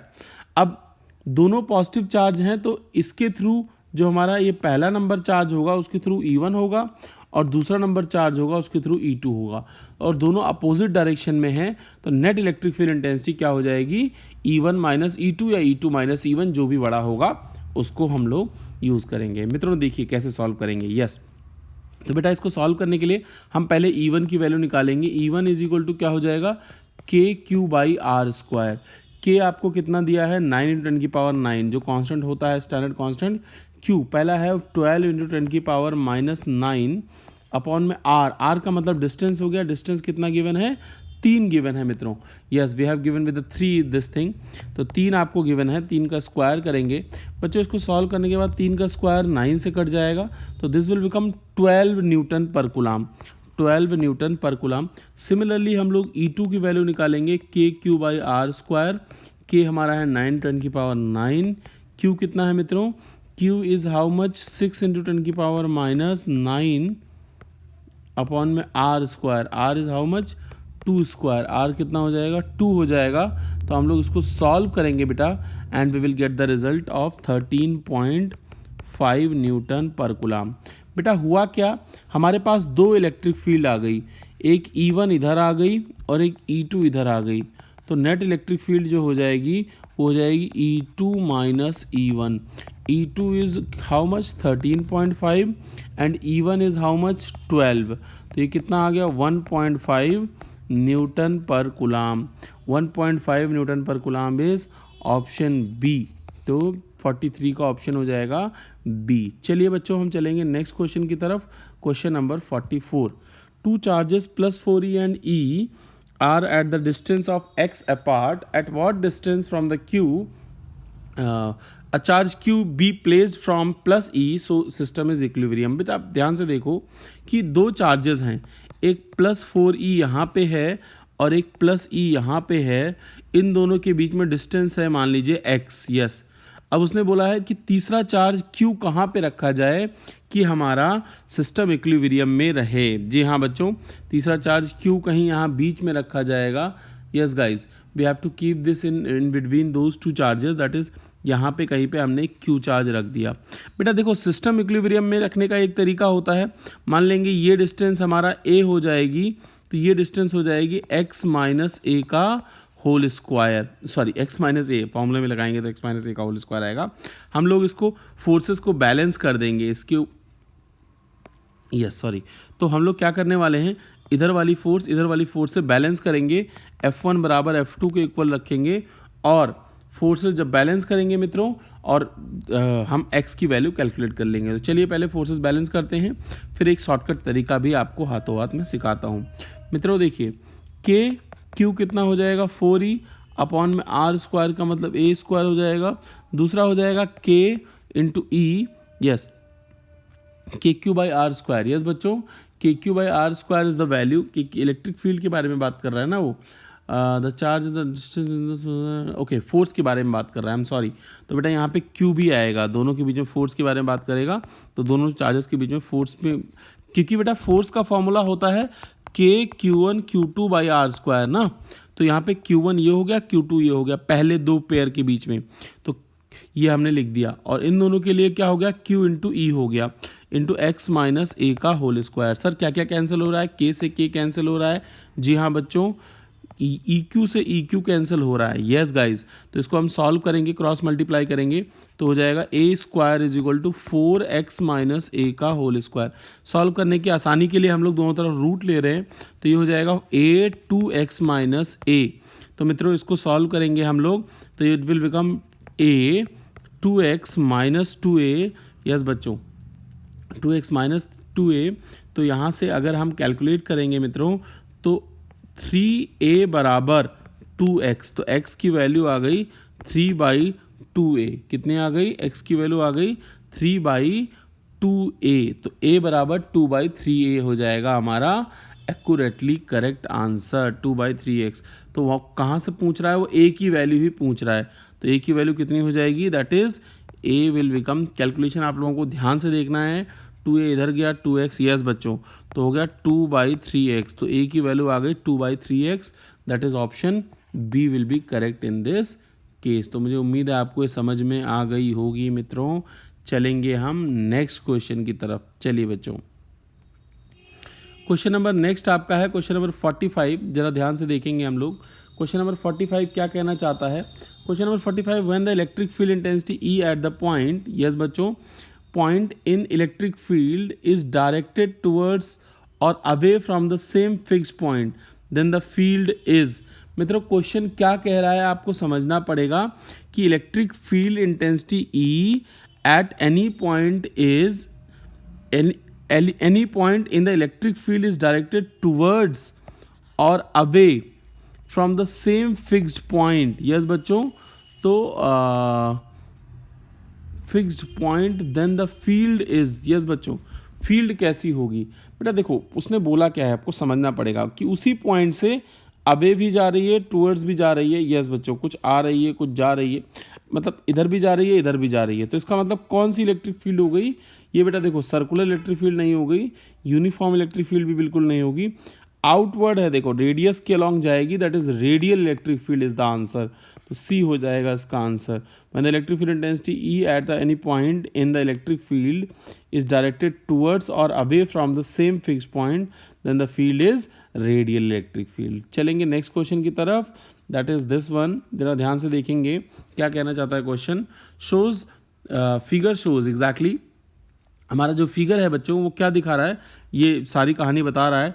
अब काम की बात, electric field at A and B is E and E V, then if we are displacement R, okay, A और बी के बीच में डिस्प्लेसमेंट है आर दे रखी है बच्चों, क्वेश्चन ने बोला है, तो इसमें से कौन सा ऑप्शन सही हो जाएगा बेटा, देखो आपको पता है कि इलेक्ट्रिक फील्ड लाइंस के बीच में अगर सेपरेशन कम होता है, डिस्टेंस कम होती है, तो इलेक्ट्रिक फील्ड स्ट्रांग, अगर मान लो दो इलेक्ट्रिक फील्ड मैं आपको एग्जांपल के तौर पे बता रहा हूँ, इनके बीच में ई ए के बीच में इलेक्ट्रिक फील्ड के बीच में सेपरेशन कम है और ई बी में ज़्यादा है, तो ई ए स्ट्रांगर हो जाएगी ई बी से, तो यहाँ से हम बोल सकते हैं ए के बीच में सेपरेशन कम है और बी के बीच में ज़्यादा है, तो ई ए विल बी ग्रेटर देन क्या हो जाएगी, ई बी, तो 46 का आपका ऑप्शन हो जाएगा A will be correct in this case. चलिए बच्चों अब हम चलेंगे नेक्स्ट टॉपिक की तरफ, that is electric field lines of force के ऊपर हमारे अगले क्वेश्चंस होने वाले हैं। बच्चों पहला क्वेश्चन है, the electric field lines of force is होती क्या है electric field on lines force? Straight line joining 2 point charges नहीं बच्चों, a path along which negative charge बिल्कुल नहीं, नेगेटिव चार्ज बिल्कुल नहीं मूव करता उसके डायरेक्शन में।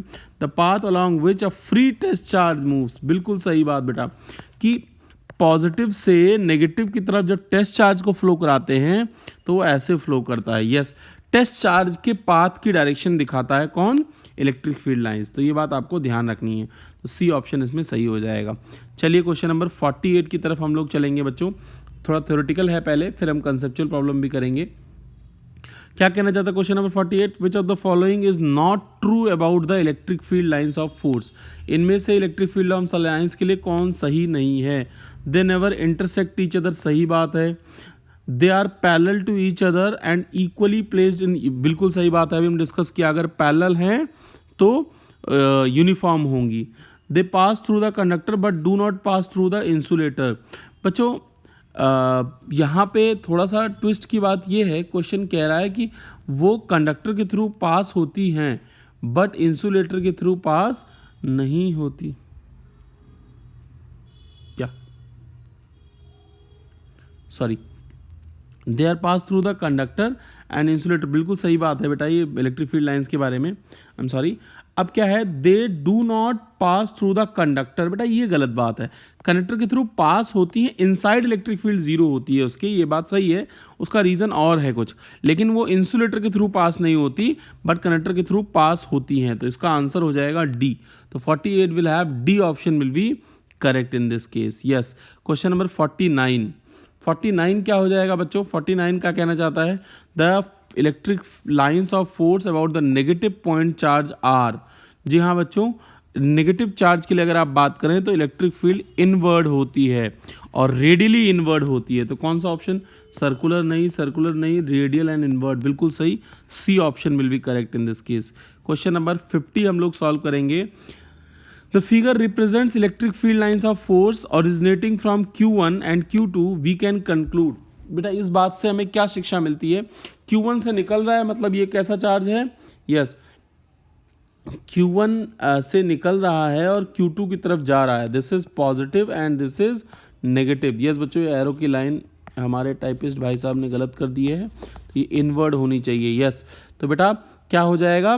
Q1 आपका पॉजिटिव हो जाएगा, जाहिर सी बात है, और आपका जो Q2 है बेटा वो नेगेटिव हो जाएगा। तो कौन सा ऑप्शन सही हो जाएगा? Option will be Q1 is positive and Q2 is negative, B option will be correct in this case. Question number 51। 51 क्या कह रहा है? We have to read it, you have to read it. The following representation of the electric field neither constant in magnitude nor in direction. Yes, इनमें से कौन सा ऐसा है जो मैग्नीट्यूड और डायरेक्शन दोनों में कांस्टेंट नहीं है? देखो बेटा, ये भी कांस्टेंट होगी, यूनिफॉर्म है। Following represents electric field neither constant in magnitude nor in direction. देखो बेटा, इसमें देखो इनके बीच में सेपरेशन सेम है, तो ये भी कांस्टेंट है। इसमें देखो डायरेक्शन सेम है, सेपरेशन कम ज़्यादा है, तो मैग्नीट्यूड कम ज़्यादा हो सकता है बट डायरेक्शन तो सेम है। तो इसमें और इसमें डायरेक्शन और मैग्नीट्यूड दोनों सेम है। इसमें डायरेक्शन देखो बदल रही है बट मैग्नीट्यूड सेम है। बट इसमें देखो बेटा, पहली दो के बीच में सेपरेशन कुछ और है, इनके बीच में कुछ सेपरेशन कुछ और है। एक्चुअली फिगर ऐसी है, अगर आप ध्यान से देखें तो ये गोल घूम रही है और इसमें गैप बीच में ज़्यादा है, तो डी ऑप्शन करेक्ट हो जाएगा। देखो मैं आपको एक छोटी सी बात बताऊं, क्वेश्चन पे आप कंफ्यूज ना हो, सिंपल सी बात है बेटा, डायरेक्शन तो आपको पता ही है सेम है या बदल रही है, ये सेम है और ये बदल रही है, लेकिन अगर सेपरेशन कम ज़्यादा हो रही है लाइंस के बीच में तो वो नॉन यूनिफॉर्म हो जाएगी। तो इसी के ऊपर क्वेश्चन था ये, शायद ये गैप आपको कम दिख पा रहा होगा, इसलिए मैंने यहाँ पे नीचे बना के आपको दिखा दिया। चलेंगे नेक्स्ट क्वेश्चन पे तरफ। नेक्स्ट क्वेश्चन हमारा इलेक्ट्रिक डायपोल के ऊपर बेस्ड है मित्रों, that is question number 52। Electric dipole moment के ऊपर हमारे आगे के क्वेश्चन बेस्ड हैं। बच्चों हम टॉपिक वाइज क्वेश्चन कर रहे हैं, जिसमें हम सारे पहले कंसेप्चुअल प्रॉब्लम्स करेंगे, फिर नेक्स्ट सीरीज हम स्टार्ट करेंगे हाई लेवल की, मतलब high level in the sense moderate level की, जिसमें हम अच्छे एग्जाम में आ सकते हैं। ये कंसेप्चुअल है, यहाँ से कंसेप्ट बनेंगे और एग्जाम में आ भी सकते हैं, यहाँ से क्वेश्चन आएंगे ही obviously. In the vector form dipole moment can be expressed as, dipole moment का फॉर्मूला क्या होता है? P is equal to Q into 2L होता है। डॉट प्रोडक्ट नहीं होता है क्योंकि डायपोल मोमेंट खुद एक वेक्टर क्वांटिटी होती है। Q क्रॉस एग्जैक्टली बेटा, Q इंटू 2L होता है। क्रॉस प्रोडक्ट क्योंकि Q स्केलर होती है इसलिए गलत हो जाएगा, Q स्केलर होती है इसलिए गलत हो जाएगा, Q स्केलर हो जाती है इसलिए गलत हो जाएगा। तो पहला गलत है, तीसरा गलत है, चौथा गलत है। Q इंटू 2L, और 2L के ऊपर वेक्टर है, इसका मतलब in the direction of length होता है। यस बच्चों, चलिए नेक्स्ट क्वेश्चन की बात करेंगे। Question number 53। क्वेश्चन नंबर 53 क्या कह रहा है? We have to read it. 53 कह रहा है the SI unit of and dimension of dipole moment. बेटा देखो, डायपोल मोमेंट P अभी आपने पढ़ा is equal to Q into 2L होता है। Q की यूनिट होती है कुलाम, लेंथ की होती है मीटर। तो coulomb metre is the unit, और कुलाम मीटर का एकमात्र हमारे पास ऑप्शन अवेलेबल है, दैट इज ऑप्शन डी। अगर आपको डायमेंशन फॉर्मूला सीखना ही है तो हम देख सकते हैं कुलाम को लिख सकते हैं ampere into second into metre. Yes, ASM का मतलब हो गया एम्पेयर, सेकेंड और मीटर। एम्पेयर आपके I की पावर 1 दिखाएगा, सेकेंड टाइम की पावर 1, और मीटर आपके लेंथ की पावर 1, मास की पावर 0। तो M0 L1 T1 I1। Yes, बिल्कुल सही बात है। तो डी ऑप्शन आपके आंसर में एक्यूरेटली फिट बैठता है। चलेंगे क्वेश्चन नंबर 54 की तरफ। 54 नंबर क्वेश्चन आप लोग ध्यान से पढ़ेंगे। 54 क्वेश्चन क्या कह रहा है?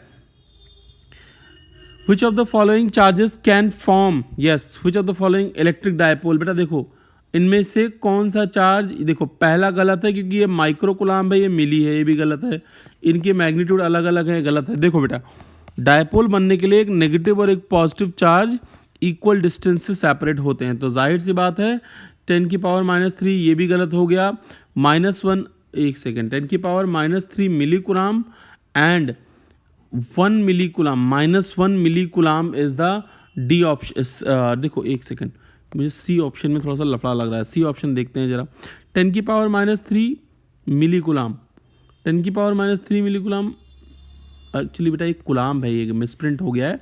10 की power -3 coulomb, that is 1 milli coulomb. Of course बेटा सी ऑप्शन सही है इसका। And this is -1 milli coulomb, दोनों का मैग्नीट्यूड सेम है, इसलिए सी ऑप्शन सही हो जाएगा। तो गलती है क्योंकि दोनों नेगेटिव साइन के साथ हैं। तो 54 का सी हो जाना चाहिए। यस, ये मिली नहीं होगा इसमें। Question number 55। 55 क्या है बच्चों, जरा ध्यान से देखेंगे। 55 आपका कह रहा है two charges of +3 into 10 की पावर -2 -3 into 10 की पावर -19 are placed, yes बच्चों, are placed 2.4 Armstrong apart in the electric field, electric dipole. It is placed in uniform electric field intensity this the electric dipole moment। बच्चों देखो question क्या कह रहा है। Question कह रहा है दो चार्जेस हैं, इक्वल और मैग्नीट्यूड के हैं, मतलब हम लोग क्या निकाल सकते हैं, P निकाल सकते हैं।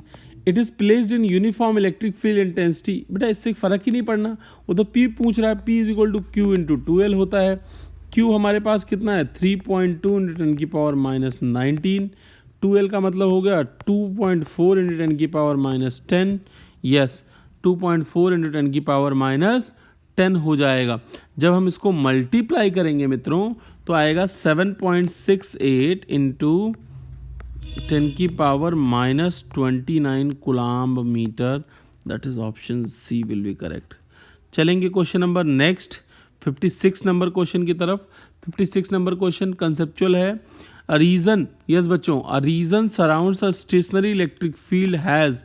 बेटा देखो electric dipole, sorry electric field नहीं, इलेक्ट्रिक डायपोल। बेटा देखो डायपोल एक स्टेशनरी चार्ज है। स्टेशनरी चार्ज के अराउंड सिर्फ और सिर्फ क्या होती है, इलेक्ट्रिक फील्ड होती है। अगर चार्ज मूविंग है तो इलेक्ट्रिक फील्ड और मैग्नेटिक फील्ड दोनों होगी। तो आपको आगे बताऊंगा वो बात। तो यहाँ पे बी ऑप्शन करेक्ट हो जाएगा क्योंकि इलेक्ट्रिक फील्ड ही बनेगी। क्वेश्चन नंबर 57 मित्रों क्या कह रहा है, an electric dipole is kept in non uniform electric field. तो बेटा क्या होगा, नॉन यूनिफॉर्म इलेक्ट्रिक फील्ड में टॉर्क के साथ साथ वो फोर्स भी एक्सपीरियंस करेगा, बट यूनिफॉर्म इलेक्ट्रिक फील्ड में केवल और केवल टॉर्क एक्सपीरियंस करता है बच्चों, ये ध्यान रखेंगे आप। क्वेश्चन नंबर 58 क्या कह रहा है, when a dipole is in uniform electric field experiences when it is placed at an angle theta with the field. जी हाँ बच्चों, थीटा एंगल पे रखा जाता है तो क्या एक्सपीरियंस करेगा, क्योंकि यूनिफॉर्म इलेक्ट्रिक फील्ड है तो टॉर्क ही एक्सपीरियंस करेगा। एक्चुअली क्या होता है बेटा, मैं आपको समझाऊंगा अच्छे से। मान लो ये इलेक्ट्रिक फील्ड है, ठीक है, यहाँ पे एक नेगेटिव चार्ज है, यहाँ पे एक पॉजिटिव चार्ज है। अब क्या होता है, नेगेटिव चार्ज अपोजिट डायरेक्शन में जितना फोर्स एक्सपीरियंस करता है उतना ही चार्ज पॉजिटिव डायरेक्शन में पॉजिटिव, मतलब ये F1 है और ये F2 है। अब F बराबर क्या होता है, F बराबर सर होता है Q इंटू ई। Q तो दोनों का इक्वल है। अगर यूनिफॉर्म इलेक्ट्रिक फील्ड है तो F1 और F2 अपोजिट डायरेक्शन में तो हैं, बट उनका मैग्नीट्यूड क्या हो जाएगा, सेम हो जाएगा, तो एक दूसरे को कैंसिल कर देंगे। बट नॉन यूनिफॉर्म में दोनों पॉइंट्स पे इलेक्ट्रिक फील्ड अलग अलग होंगी, इसलिए यहाँ पे सेम नहीं होगा। क्वेश्चन नंबर 59 की तरफ हम लोग चलेंगे। When axis of electric dipole lies along the direction of field, the torque acting on the dipole. बेटा देखो ध्यान से, आपको पता है कि एक्सिस जो है इलेक्ट्रिक डायपोल की, यस डायपोल मतलब हो गया minus P plus Q, P की डायरेक्शन इधर है, पी की डायरेक्शन इधर है और इलेक्ट्रिक फील्ड भी इधर है। पी की डायरेक्शन भी इधर है, इलेक्ट्रिक फील्ड सेम डायरेक्शन में बोला है ना।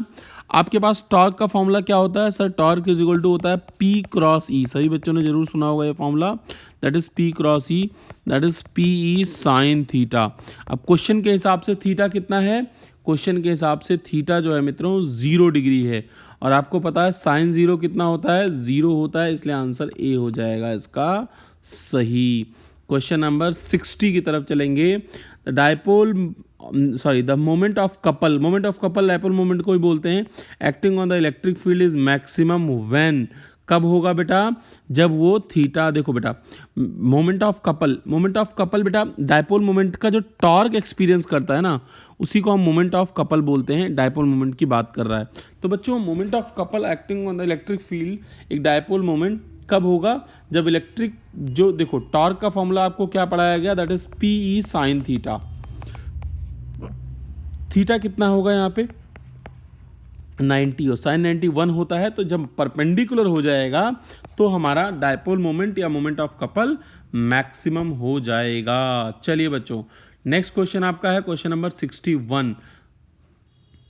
61 क्या कह रहा है, 61 क्वेश्चन कह रहा है मित्रों, the electric dipole consist to opposite charges of this coulomb each. मतलब Q की वैल्यू हमें गिवन है 2 इंटू 10 की power -6 coulomb, are separated by distance of 3 centimetre. मतलब हमें 2L की वैल्यू, बेटा इन दोनों के बीच में लेंथ को 2L बोलते हैं हम लोग, 2L भी गिवन है।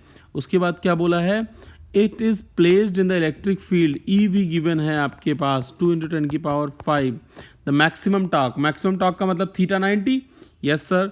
तो टॉर्क हम लोग निकालेंगे पी ई साइन 90, मतलब P into E into sine into 90, sine 91 हो गया, पी हमारा हो गया Q into 2L, that is equal to 6 into 10 की पावर -8 इंटू ई कितना हो जाएगा, दैट इज 2 इंटू 10 की पावर 5। तो हमारा हो जाएगा 12 इंटू 10 की पावर -3, 12 इंटू 10 की power -3, that is 61 will have B option will be correct. 61 का आपका बी ऑप्शन करेक्ट हो जाएगा। चलिए क्वेश्चन की तरफ हम लोग मूव करेंगे मित्रों। 62 नंबर क्वेश्चन है, the work done bringing a charge from infinity to a any point in the field is. जी हाँ बच्चों, इन्फिनिटी से कोई भी पॉइंट P तक लाने में एक Q चार्ज के ऊपर जो वर्क डन किया जाता है, जी हाँ बच्चों, जो वर्क डन किया जाता है उस वर्क डन को हम लोग बोलते हैं, क्या बोलते हैं उस वर्क डन को, उस वर्क डन को हम लोग बोलते हैं इलेक्ट्रिक पोटेंशियल एनर्जी।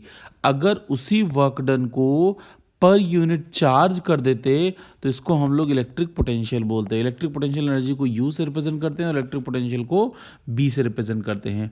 तो इस क्वेश्चन का आंसर, क्वेश्चन नंबर 62 का एक्यूरेटली करेक्ट आंसर हो जाएगा B, that is electric potential energy. I hope सभी बच्चों को समझ में आ गया होगा। बच्चों हम इस चैनल पे MCQ के माध्यम से हम लोग अपने कंसेप्ट को एकदम स्ट्रांग तरीके से पढ़ते हैं और स्ट्रांग करते हैं। जी हाँ बच्चों, नेक्स्ट क्वेश्चन क्या है, for two charge system separated by distance R the potential energy is. मतलब बच्चों अगर हमारे पास दो चार्जेस हैं Q1 और Q2 और वो R डिस्टेंस सेपरेटेड हैं, तो इस सिस्टम का पोटेंशियल एनर्जी क्या होता है, सभी बच्चे लोग जानते हैं, that is K Q1 Q2 by R। अब K is 1/4 pi epsilon naught Q1 Q2 by R। सो इसका आंसर भी आपका क्या हो जाएगा बच्चों, इसका आंसर भी आपका B will be accurately correct answer. चलिए बच्चों next question, that is question number 64 पे हम लोग चलेंगे। क्वेश्चन नंबर 64 क्या है? क्वेश्चन नंबर 64 है, in the figure given below Q1, Q2 and Q3 तीन चार्जेस दिए, the potential energy Q1 is, potential energy Q1 is, बच्चों क्या बोला है? Potential energy of charge Q1 is. बच्चों चार्ज Q1 का मतलब क्या हो गया? Q1 का मतलब Q1 का Q2 से भी लेना देना है और Q1 का Q3 से भी लेना देना है। तो हम लोग क्या करेंगे, हम लोग टोटल पोटेंशियल एनर्जी निकालेंगे, that is K Q1 Q2 by R पहला, और दूसरा K R1 इसको बोलेंगे, K Q1 Q3 by R2। चलिए अब हम अगर बात करेंगे बच्चों और अच्छे से चीज़ों को तो और समझेंगे, दैट विल बिकम के is constant Q1 into Q2। Q1 कितना है? 8 है, Q2 आपका है -4, तो कितना हो जाएगा? -32 हो जाएगा। R1 कितना हो जाएगा? That will become 4। I know बेटा ये माइक्रो कूलाम में है तो हम इसको बाद में 10⁻12 से मल्टीप्लाई कर देंगे ब्रैकेट के बाहर। यस बच्चों, plus Q1 into Q3, Q1 into Q3 करेंगे, Q1 Q3 का मतलब हो गया 8 पंचे 40, 8 इंटू 40 हो जाएगा, डिवाइड बाई कितना आ जाएगा बच्चों?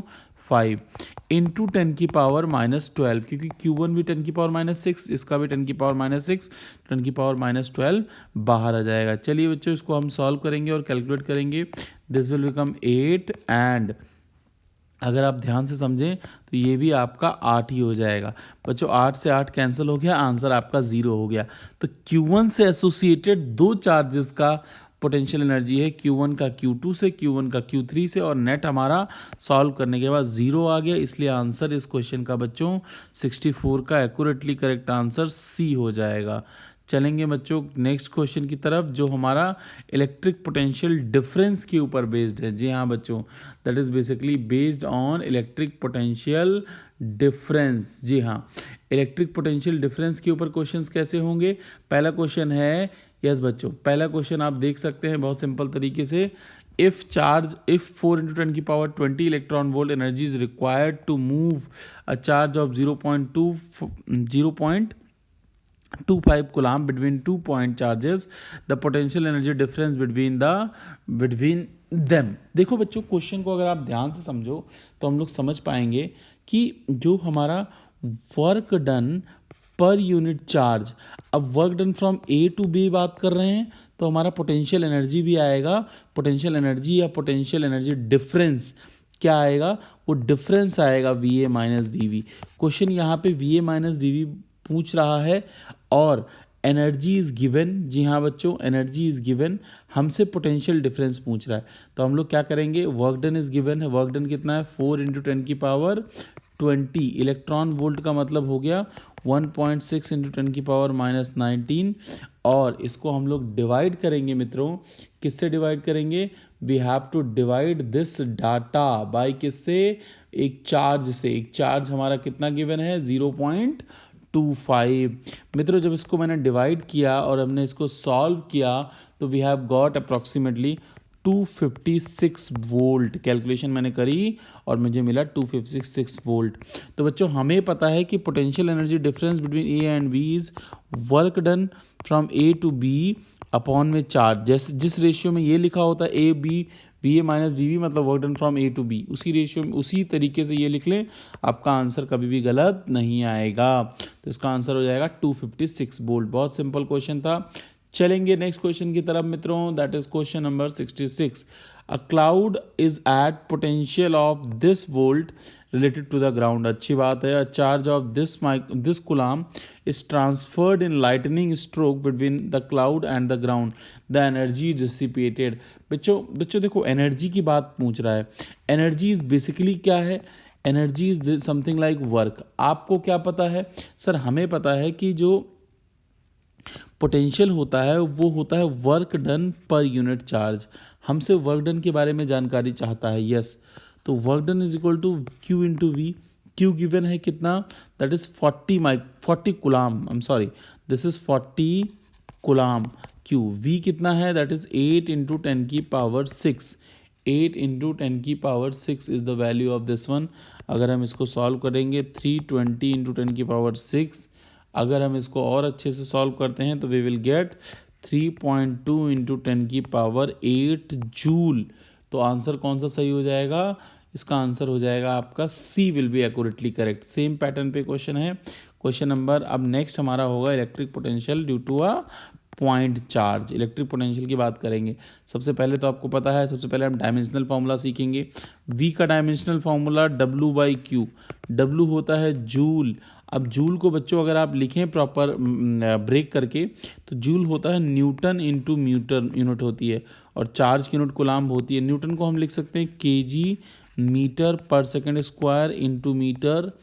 कूलाम्ब होता है एम्पेयर इंटू सेकेंड। यस, तो बेटा क्या हो जाएगा? ये हो जाएगा केजी मीटर स्क्वायर पर सेकेंड स्क्वायर। अच्छा, ये सेकेंड स्क्वायर का ये नीचे वाला सेकेंड है, ये ऊपर चला जाएगा। जी हाँ बच्चों, ये नीचे वाला सेकेंड ऊपर चला जाएगा और ये हो जाएगा सेकेंड की पावर -3 एम्पेयर की पावर -1। तो क्या हो जाएगा? M1L2 T-3 A-1। M1L2 T-3 A-1 कह सकते हो या I-1 कह सकते हो। That is option B. Yes बच्चों, बहुत सिंपल सा क्वेश्चन था। Question number 68। छोटी छोटी बातों को आपको बहुत ध्यान से देखना पड़ेगा बच्चों, तभी हम चीज़ों को समझ पाएंगे।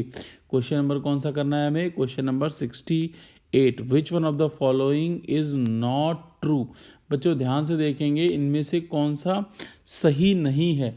यस, ध्यान से देखेंगे।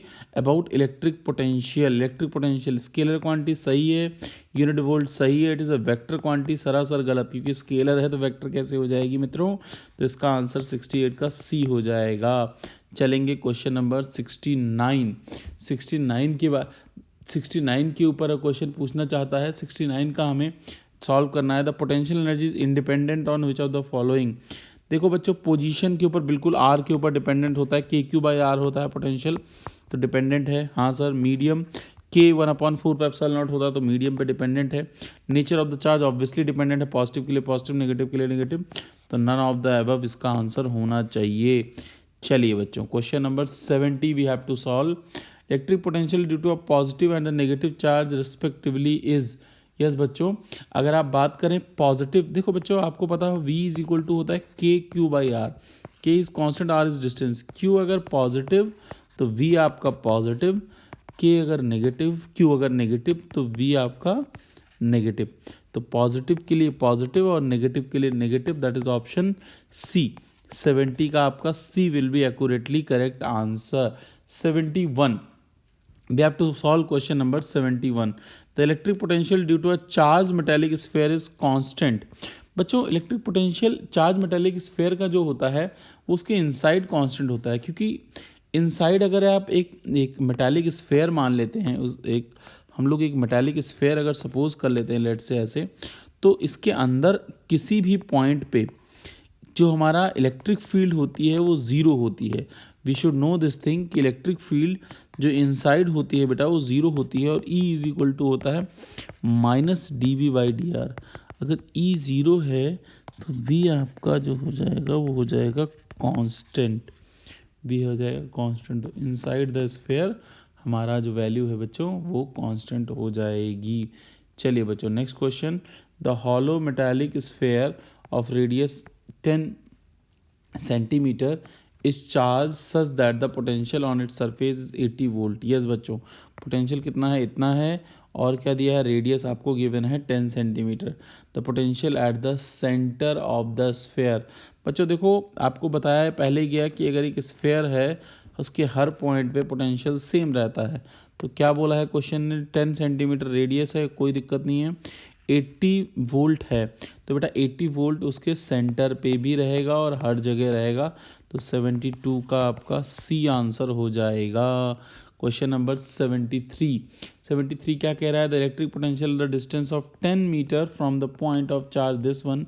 कुछ नहीं करना आपको, KQ/R निकालना है। V K कितना होता है? 9 × 10⁹। Q is given to us, that is 25 × 10⁻6 upon में R। यस बच्चों, we have to solve this. Yes, we have to solve this and we will get the result.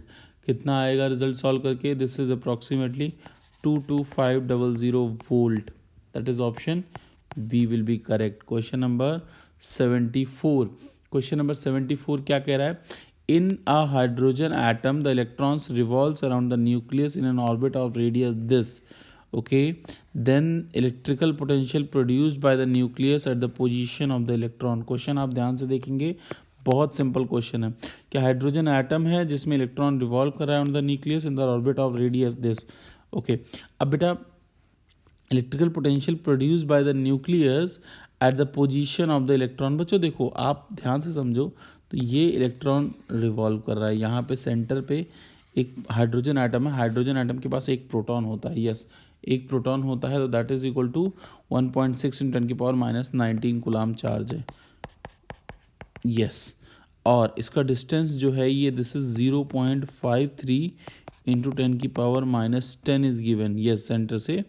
तो हम लोग क्या करेंगे, KQ/R करेंगे. K कितना है, 9 × 10⁻9, Q है 1.6 × 10⁻⁻19 और रेडियस कितना है 0.53 × 10⁻10. मित्रों, ये हमें डाटा गिवन है. Yes, this data is given to us. और जब इन सब डाटाज में हम लोग वैल्यू वगैरह सॉल्व, के की वैल्यू हमने पुट कर दी, हमने एक चार्ज के पास एक, क्योंकि एक हाइड्रोजन एटम के पास एक ही प्रोटॉन था सेंटर पे, यहाँ पे इलेक्ट्रॉन होगा, ऑब्वियस सी बात है, एट दिस पोजीशन इलेक्ट्रॉन होगा, यहाँ प्रोटॉन होगा, तो इलेक्ट्रॉन के पास प्रोटॉन के थ्रू पूछा है. तो इसको अगर हम सॉल्व करते हैं बेटा, तो अप्रॉक्सीमेटली जो हमें आंसर मिलेगा वो मिलेगा 27.2 volts. Yes, that is option A will be correct. That we have solved exactly. Question number बात करेंगे बच्चों 75 की. 75 नंबर क्वेश्चन क्या कहना चाहता है, work done in moving a charge from one point to another. जी हाँ बच्चों, मतलब एक चार्ज को मूव करने में एक पॉइंट से दूसरे पॉइंट तक क्या होगा बच्चों, कौन सा इनमें से सही है. बच्चों देखो, it does not depends upon path, पहले बिल्कुल सही बात है.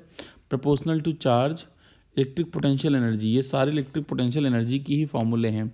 ये सारे कंसेप्ट जो है वो इलेक्ट्रिक पोटेंशियल एनर्जी के लिए ही है, इसलिए आपको बताया जा रहा है कि इंडिपेंडेंट, ये इनिशियल और फाइनल पोजीशन पे डिपेंड करता है.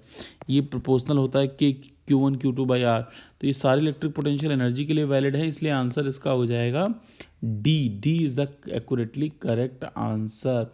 We will move towards next question. If a work done in moving a charge Q0 from a point x to y, Wxy is positive, then the energy stored is greater at point y is greater at point x. Question को ध्यान से पढ़ेंगे, x से y ले गए हैं आप. Yes, तो यहाँ पे आप पॉजिटिव एनर्जी मतलब पॉजिटिव वर्क डन का मतलब आप लोअर पोटेंशियल की तरफ देखो बच्चों, अपने आप हायर से लोअर जाता है, हायर से लोअर चार्ज जो होता है वो अपने आप जाता है. लेकिन आप अगर वर्क हायर से लोअर तो अपने आप जाता है, लेकिन आपको वर्क डन करना पड़ रहा है, it means you are moving towards the higher potential. समझो ध्यान से, अगर अपने आप चार्ज जा रहा है और देखो ध्यान समझना, अगर आप नेगेटिव वर्क डन कर रहे हैं, नेगेटिव वर्क डन करने का मतलब ये हो गया कि चार्ज उल्टा मूव करने की कोशिश कर रहा था, लेकिन वर्क डन पॉजिटिव कर रहे हो, मतलब आप क्या कर गए हो, आपने एग्जैक्टली उसको हायर पोटेंशियल की तरफ पुश किया है, तभी तो आपको वर्क डन करना पड़ा. तो ऑब्वियस सी बात है, वाई का पोटेंशियल ज़्यादा होगा और एक्स का पोटेंशियल कम होगा, तो इस ग्रेटर एट वाई हो जाएगा. जी हाँ बच्चों, तो इसका आंसर हो जाएगा A will be correct in this case. Question number 77, we have to solve this. 77 क्या कहना चाहता है, as we move in the direction of electric intensity, the electric potential, obviously बेटा E इज इक्वल टू होता है -dV/dr. तो E negative उल्टा चलता है. इलेक्ट्रिक इंटेंसिटी अगर डायरेक्शन में चल रहे हो तो इलेक्ट्रिक इंटेंसिटी इंक्रीज करेगी, तो इलेक्ट्रिक पोटेंशियल ऑब्वियसली डिक्रीज करेगा. Question number 78. क्वेश्चन नंबर 78 क्या कहना चाहता है, the rate of change of potential with respect to the distance in direction of electric intensity is called potential gradient dV/dr, जिसको आप potential gradient का नाम देते हैं. Negative potential gradient is electric field. एक वर्ड यहाँ पे और आ गया. नेक्स्ट क्वेश्चन है question number 79. Yes, question number 79 आपका क्या कह रहा है, जरा ध्यान से देखेंगे. क्वेश्चन कह रहा है there is a graph shown in calculate the electric field at r is equal to 6 centimeter. r is equal to 6 centimeter मतलब यहाँ पे at Q point they need to ask the like क्या पूछ रहे हैं, इलेक्ट्रिक फील्ड पूछ रहे हैं। बच्चों देखो, अगर हम इसका पोटेंशियल ग्रेडियंट निकाल लें तो हमें इलेक्ट्रिक फील्ड पता लग जाएगी। That is how much exactly.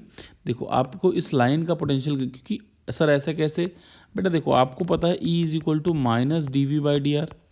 तो डी वी माइनस का मतलब हो गया कि हम कहाँ से, फाइनल क्या हो गई, zero.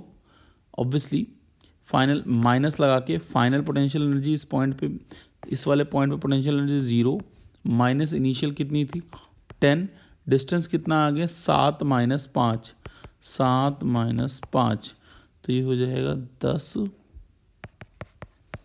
Upon 2, that will become 5। तो E विल बी 5 वोल्ट पर मीटर। तो question number 79 will have 5 volt पर metre. Is it quite simple? Yes sir, I hope समझ में आ रहा होगा। क्वेश्चन नंबर 80 आप देखेंगे ध्यान से।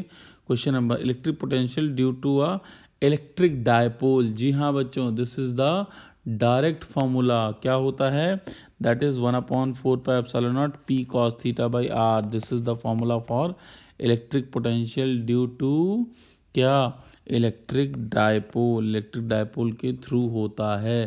क्वेश्चन नंबर 81 की हम लोग अब बात करेंगे।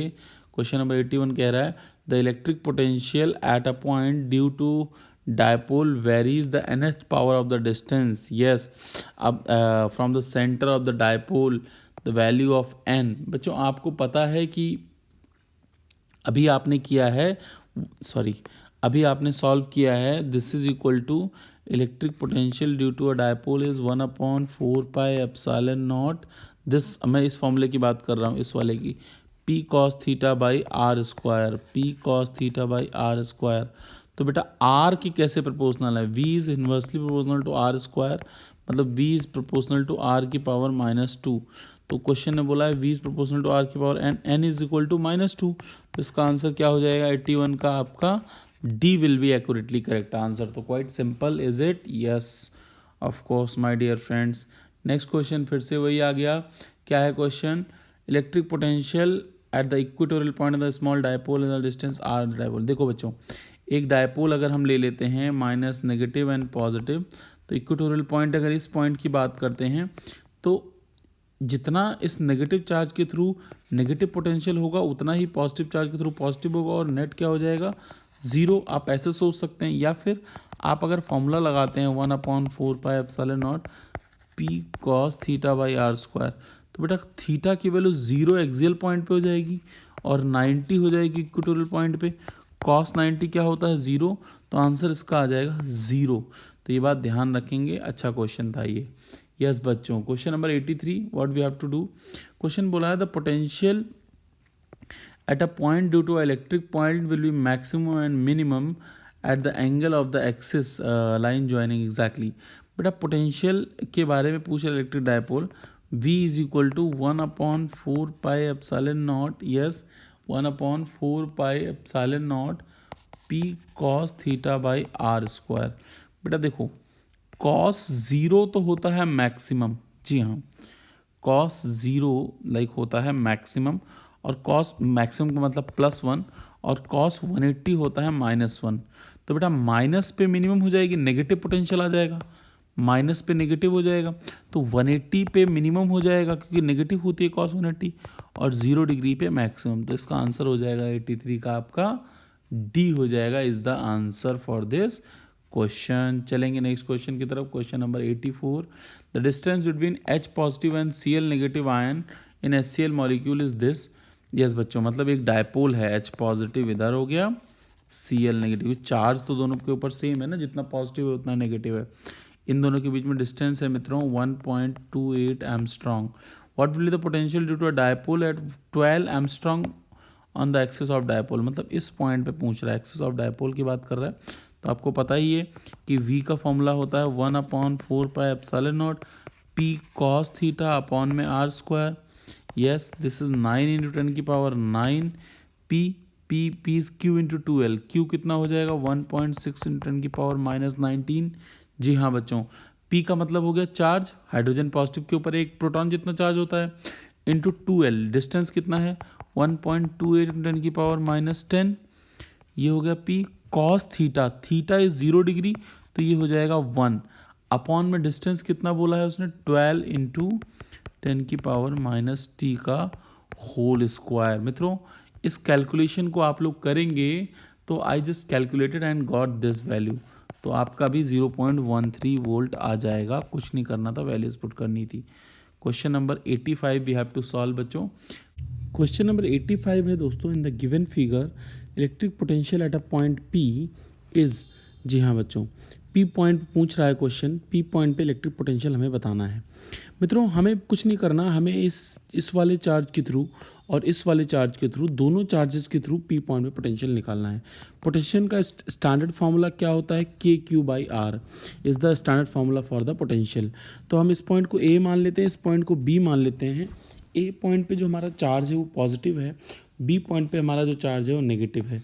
तो potential due to charge at A हो जाएगा 9 इंटू 10 की पावर 9, दैट इज़ K की वैल्यू हमने पुट कर दी। Q कितना है मित्रों, 4 इंटू 10 की पावर -9 अपॉन में डिस्टेंस हो गया 3। जी हाँ बच्चों, तो 10 की पावर इससे ये कैंसिल हो गया और 3 हो जाएगा, that will become 12 volt is the potential due to charge at A। Yes बच्चों, potential due to charge at B क्या हो जाएगा, दैट इज Q 9 इंटू 10 की पावर 9 इंटू -2 इंटू 10 की पावर -9 अपॉन में ये वैल्यू आ जाएगी 2। मित्रों ये वाली वैल्यू इससे कैंसिल हो जाएगी, yes, and the answer will become -9, क्योंकि 2 से 2 कैंसिल हो जाना है, -9 वोल्ट हो जाएगा। तो अगर नेट पोटेंशियल हम लोग निकालेंगे P पॉइंट पे VP निकालेंगे तो that is VA plus BB। VA कितना है 12 है और VB कितना है मित्रों 9 है, तो कितना आ जाएगा आंसर 3 वोल्ट। तो आपका 85 का आंसर मित्रों क्या हो जाएगा, that will be D option will be correct in this case. जी हाँ बच्चों, क्वेश्चन चलेंगे हम नेक्स्ट हमारा जो टॉपिक बेस्ड है बच्चों वो इक्विपोटेंशियल सरफेसेस के ऊपर है। कुछ कंसेप्चुअल प्रॉब्लम्स हैं, those we are going to understand. बच्चों आपको बार बार बता चुका हूँ मैं, ये सीरीज़ 1 MCQ सॉल्व करा रहा हूँ, जिसमें हम लोग बेसिक और कंसेप्चुअल जो प्रॉब्लम्स जनरली बच्चे छोड़ देते हैं क्योंकि उसमें कंसेप्चुअल जानकारी रहती है। फिर नेक्स्ट हम सीरीज स्टार्ट करेंगे जिसमें हम मैथमेटिकल अच्छे क्वेश्चन भी करेंगे। तो आप चैनल को जरूर से जरूर सब्सक्राइब करें। जी हाँ बच्चों, equipotential surface 86 number question. Yes बच्चों, 86 नंबर क्वेश्चन क्या कहना चाहता है, if the unit charge is taken from one point to another over a equipotential surface. बेटा देखो, इक्विपोटेंशियल सरफेस के नाम से ही पता लग रहा है ऐसा सरफेस जिसपे हमारा पोटेंशियल इक्वल हो। जी हाँ, equal potential is known as equipotential. Yes बच्चों, इक्वल पोटेंशियल होगा तो इक्विपोटेंशियल सरफेस का मतलब क्या हो गया, जहाँ पे हमारा पोटेंशियल इक्वल होगा।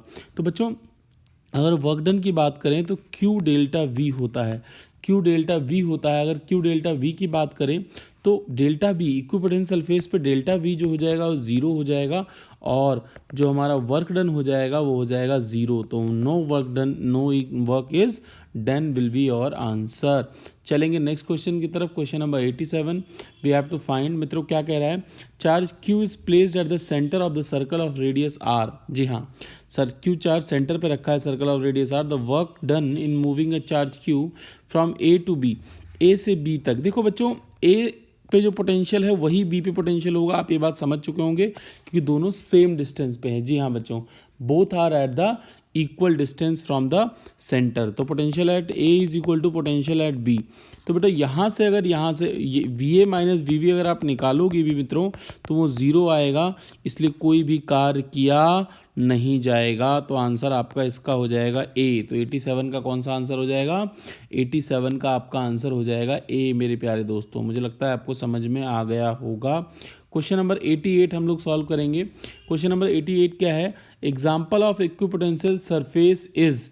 जी हाँ बच्चों, surface of any charge metallic conductor. जी हाँ बेटा, किसी भी चार्ज मेटेलिक कंडक्टर पे हर पॉइंट पे जो पोटेंशियल होता है वो सेम होता है सरफेस पे। यस, सरफेस पे हर पॉइंट पे कंडक्टर के क्या नाम है आपका पोटेंशियल सेम रहता है। तो ऑब्वियस सी बात है ये आपका एग्जांपल ऑफ इक्विपोटेंशियल सरफेस हो जाएगा। Surface of a charge sphere, बिल्कुल सही बात है, चार्ज स्फेयर का भी हो जाएगा और मेटालिक कंडक्टर का भी सरफेस हो जाएगा क्योंकि उस पर भी हर पॉइंट पे करंट। तो इसका आंसर बच्चों जो हो जाएगा both A and B, that is C option will be correct in this case. चलेंगे क्वेश्चन नंबर नेक्स्ट की तरफ। जी हाँ बच्चों, क्वेश्चन नंबर नेक्स्ट क्या कह रहा है देखेंगे ध्यान से। इन the electric field eight a point Q, yes बच्चों, Q point charge Q certain charge is carried from A to B। पहले हम A से B ले गए, यस, फिर कहाँ से ले गए, A to B C D E। जी हाँ बच्चों, A to B ले गए, फिर A to C ले गए, फिर A to D ले गए, फिर A to E ले गए। ये क्वेश्चन ने बोल रखा है। फिर क्या पूछा है कि वर्क डन इज, बच्चों लीस्ट अलॉन्ग। देखो बच्चों, ए पॉइंट पे देखो, अगर आपका चार्ज यहाँ सेंटर पे रखा है, ध्यान से समझो, अगर charge is kept at the centre, तो आपका ए पे, बी पे, सी पे, डी पे, ई पे, हर पॉइंट पे पोटेंशियल जो रहेगा, V A, V B, V C, V D, जो हर पॉइंट पे पोटेंशियल रहेगा बेटा, वो सेम रहेगा। Potential at each and every point will be same.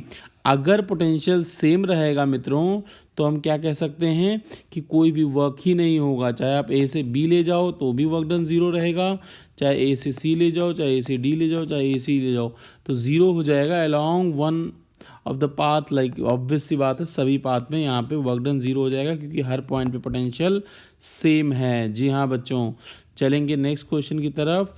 Potential due to external field, बच्चों ये आपका डायरेक्ट फॉर्मूला होता है, दैट इज, देखो एक्चुअली क्या होता है, मैं क्वेश्चन आपको समझा देता हूँ। एक्सटर्नल फील्ड क्या है, क्वेश्चन बोल रहा है कि अच्छा वर्क डन का फॉर्मूला आपको पता होगा, PE cos theta 2 minus cos theta 1, यही होता है पोटेंशियल। अगर बेटा माइनस को अंदर मल्टीप्लाई कर दो, और हमने एंगल को थीटा 1 से थीटा 2 तक रोटेट किया है, अगर हमने एक डायपोल को थीटा 1 एंगल से थीटा 2 तक रोटेट किया है, तो इसको आप ऐसे भी लिख सकते हो, PE cos theta 1 minus cos theta 2। चलिए क्वेश्चन को ध्यान से देखते हैं। Electric dipole of moment P is placed in the position of stable equilibrium. Stable equilibrium का मतलब थीटा 0 डिग्री। जी हाँ बच्चों, uniform electric field intensity is rotated along the angle theta with initial position, मतलब फाइनल थीटा 1 0 और theta 2 है theta. If initially dipole is parallel to the field, obviously theta 0 था, potential energy in the like at the final position. देखो बच्चों, कुछ नहीं करना है इसमें, पोटेंशियल एनर्जी का formula PE cos theta cos 0 1 हो गया, और फाइनल cos थीटा हो गया, तो PE 1 minus cos theta, that is option C will be correct. चलेंगे बच्चों नेक्स्ट क्वेश्चन की तरफ, क्वेश्चन नंबर 91। जी हाँ बच्चों, क्वेश्चन नंबर 91 है, an electric dipole of P is placed in the uniform electric field, the minimum potential energy at the angle when the angle between P and E will be। जी हाँ बच्चों, minimum potential energy कब होगी बेटा, जब हमारा torque minimum होगा। जी हाँ, torque नहीं लगेगा जिस पॉइंट पे, जिस टाइम पे बॉडी पे कोई भी एक्सटर्नल फोर्स ना लगे, मतलब वो एकदम कूल काम बैठी है, तो उस टाइम उसकी मिनिमम पोटेंशियल एनर्जी होती है। तो आप समझ सकते हैं PE sin थीटा, थीटा की वैल्यू क्या रखनी पड़ेगी 0, तो हमारा टॉर्क 0 आएगा, इसलिए इसका आंसर हो जाएगा A। मुझे चलिए दोस्तों, पहला क्वेश्चन गॉस थ्योरम के ऊपर बेस्ड है। The TNEI is independent of, बच्चों TNEI के वर्ड से आप कंफ्यूज बिल्कुल मत हो। TNEI का मतलब होता है total normal electric field intensity, और बेटा ये दूसरा नाम आप ऐसा समझ लो, this is the name which is use for electric flux. आपको याद कराने के लिए मैंने ये वर्ड यहाँ पे यूज़ किया है। बच्चों अगर एक क्लोज सरफेस का या गॉस थ्योरम के हिसाब से अगर आप इलेक्ट्रिक फ्लक्स कैलकुलेट करते हो, तो एक पॉइंट, अगर एक मान लीजिए एक स्फेरिकल गॉस सरफेस है, तो इसके अंदर चार्ज जो रखा होता है, उस चार्ज के ऊपर डिपेंड करता है इन सरफेसेस का इलेक्ट्रिक फ्लक्स। हाँ जी दोस्तों, तो इसमें कौन सा आंसर हो जाएगा, चलिए देखते हैं। इंडिपेंडेंट पूछा है, don't like confuse with this thing, independent term नहीं बताना, इंडिपेंडेंट बताना है। पहला पार्ट क्या पूछा है, position of the charge density inside the close surface only. बच्चों पोजीशन चार्ज की चाहे यहाँ पे हो, चाहे यहाँ पे हो, चाहे यहाँ पे हो, चार्ज डेंसिटी मतलब चार्ज का डिस्ट्रीब्यूशन कैसा भी हो, बस इस बात पे इलेक्ट्रिक फ्लक्स डिपेंड करेगा कि अंदर कितना चार्ज मौजूद है। जी हाँ, तो पहला ऑप्शन भी इंडिपेंडेंट है इसके ऊपर। दूसरा, charge outside the close surface only. बच्चों आउटसाइड चार्ज के ऊपर ये सरफेस का फ्लक्स डिपेंडेंट नहीं होता, मतलब इस पे भी इंडिपेंडेंट है, तो इन दोनों पे हमारा चार्ज इंडिपेंडेंट होगा। Yes, it is independent on both the things, तो ऑप्शन आंसर जो हमारा हो जाएगा both A and B is the correct option. I hope आपको समझ में आ गया होगा कि total normal electric field intensity is independent on position of charge density और आउटसाइड चार्ज, दोनों पे इंडिपेंडेंट होगा मित्रों। तो आई होप आपको समझ में आ गई होगी। चलेंगे हम नेक्स्ट क्वेश्चन की तरफ। नेक्स्ट क्वेश्चन है Gauss law helps in, Gauss law किस काम के लिए यूज करते हैं हम लोग? Determination of electric force between the point charge. नहीं बेटा, इलेक्ट्रिक फील्ड इंटेंसिटी जनरली हम कैलकुलेट करते हैं, फिर उससे इलेक्ट्रिक फोर्स हम कैलकुलेट कर सकते हैं, but direct it is not going to help in finding electric force. Okay, situation when coulomb's law fail. नहीं बेटा, कुलाम्स लॉ से फेल होने पे नहीं यूज होते, कई जगह कुलाम्स लॉ और ये दोनों एप्लीकेबल हैं। Determination of electric field intensity due to a symmetrical charge distribution, बिल्कुल सही बात है। गॉस लॉ का यूज होता है जब हमारा सिमेट्रिकल चार्ज डिस्ट्रीब्यूशन होता है, सिमेट्रिकल चार्ज डिस्ट्रीब्यूशन, जैसे सिग्मा लैम्डा रो, जैसा कि हम लास्ट लेक्चर्स में पढ़ चुके हैं। क्वेश्चन नंबर 3 की तरफ मूव करेंगे मित्रों।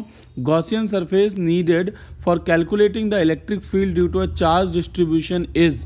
जी हाँ बच्चों, क्या होता है? देखो बच्चों, गॉसियन सरफेस क्या होता है? चार्ज के अराउंड एक क्लोज सरफेस हम लोग मान लेते हैं। जी हाँ, तो अब देख लेते हैं कौन सा ऑप्शन हमारे आंसर को मैच कर रहा है।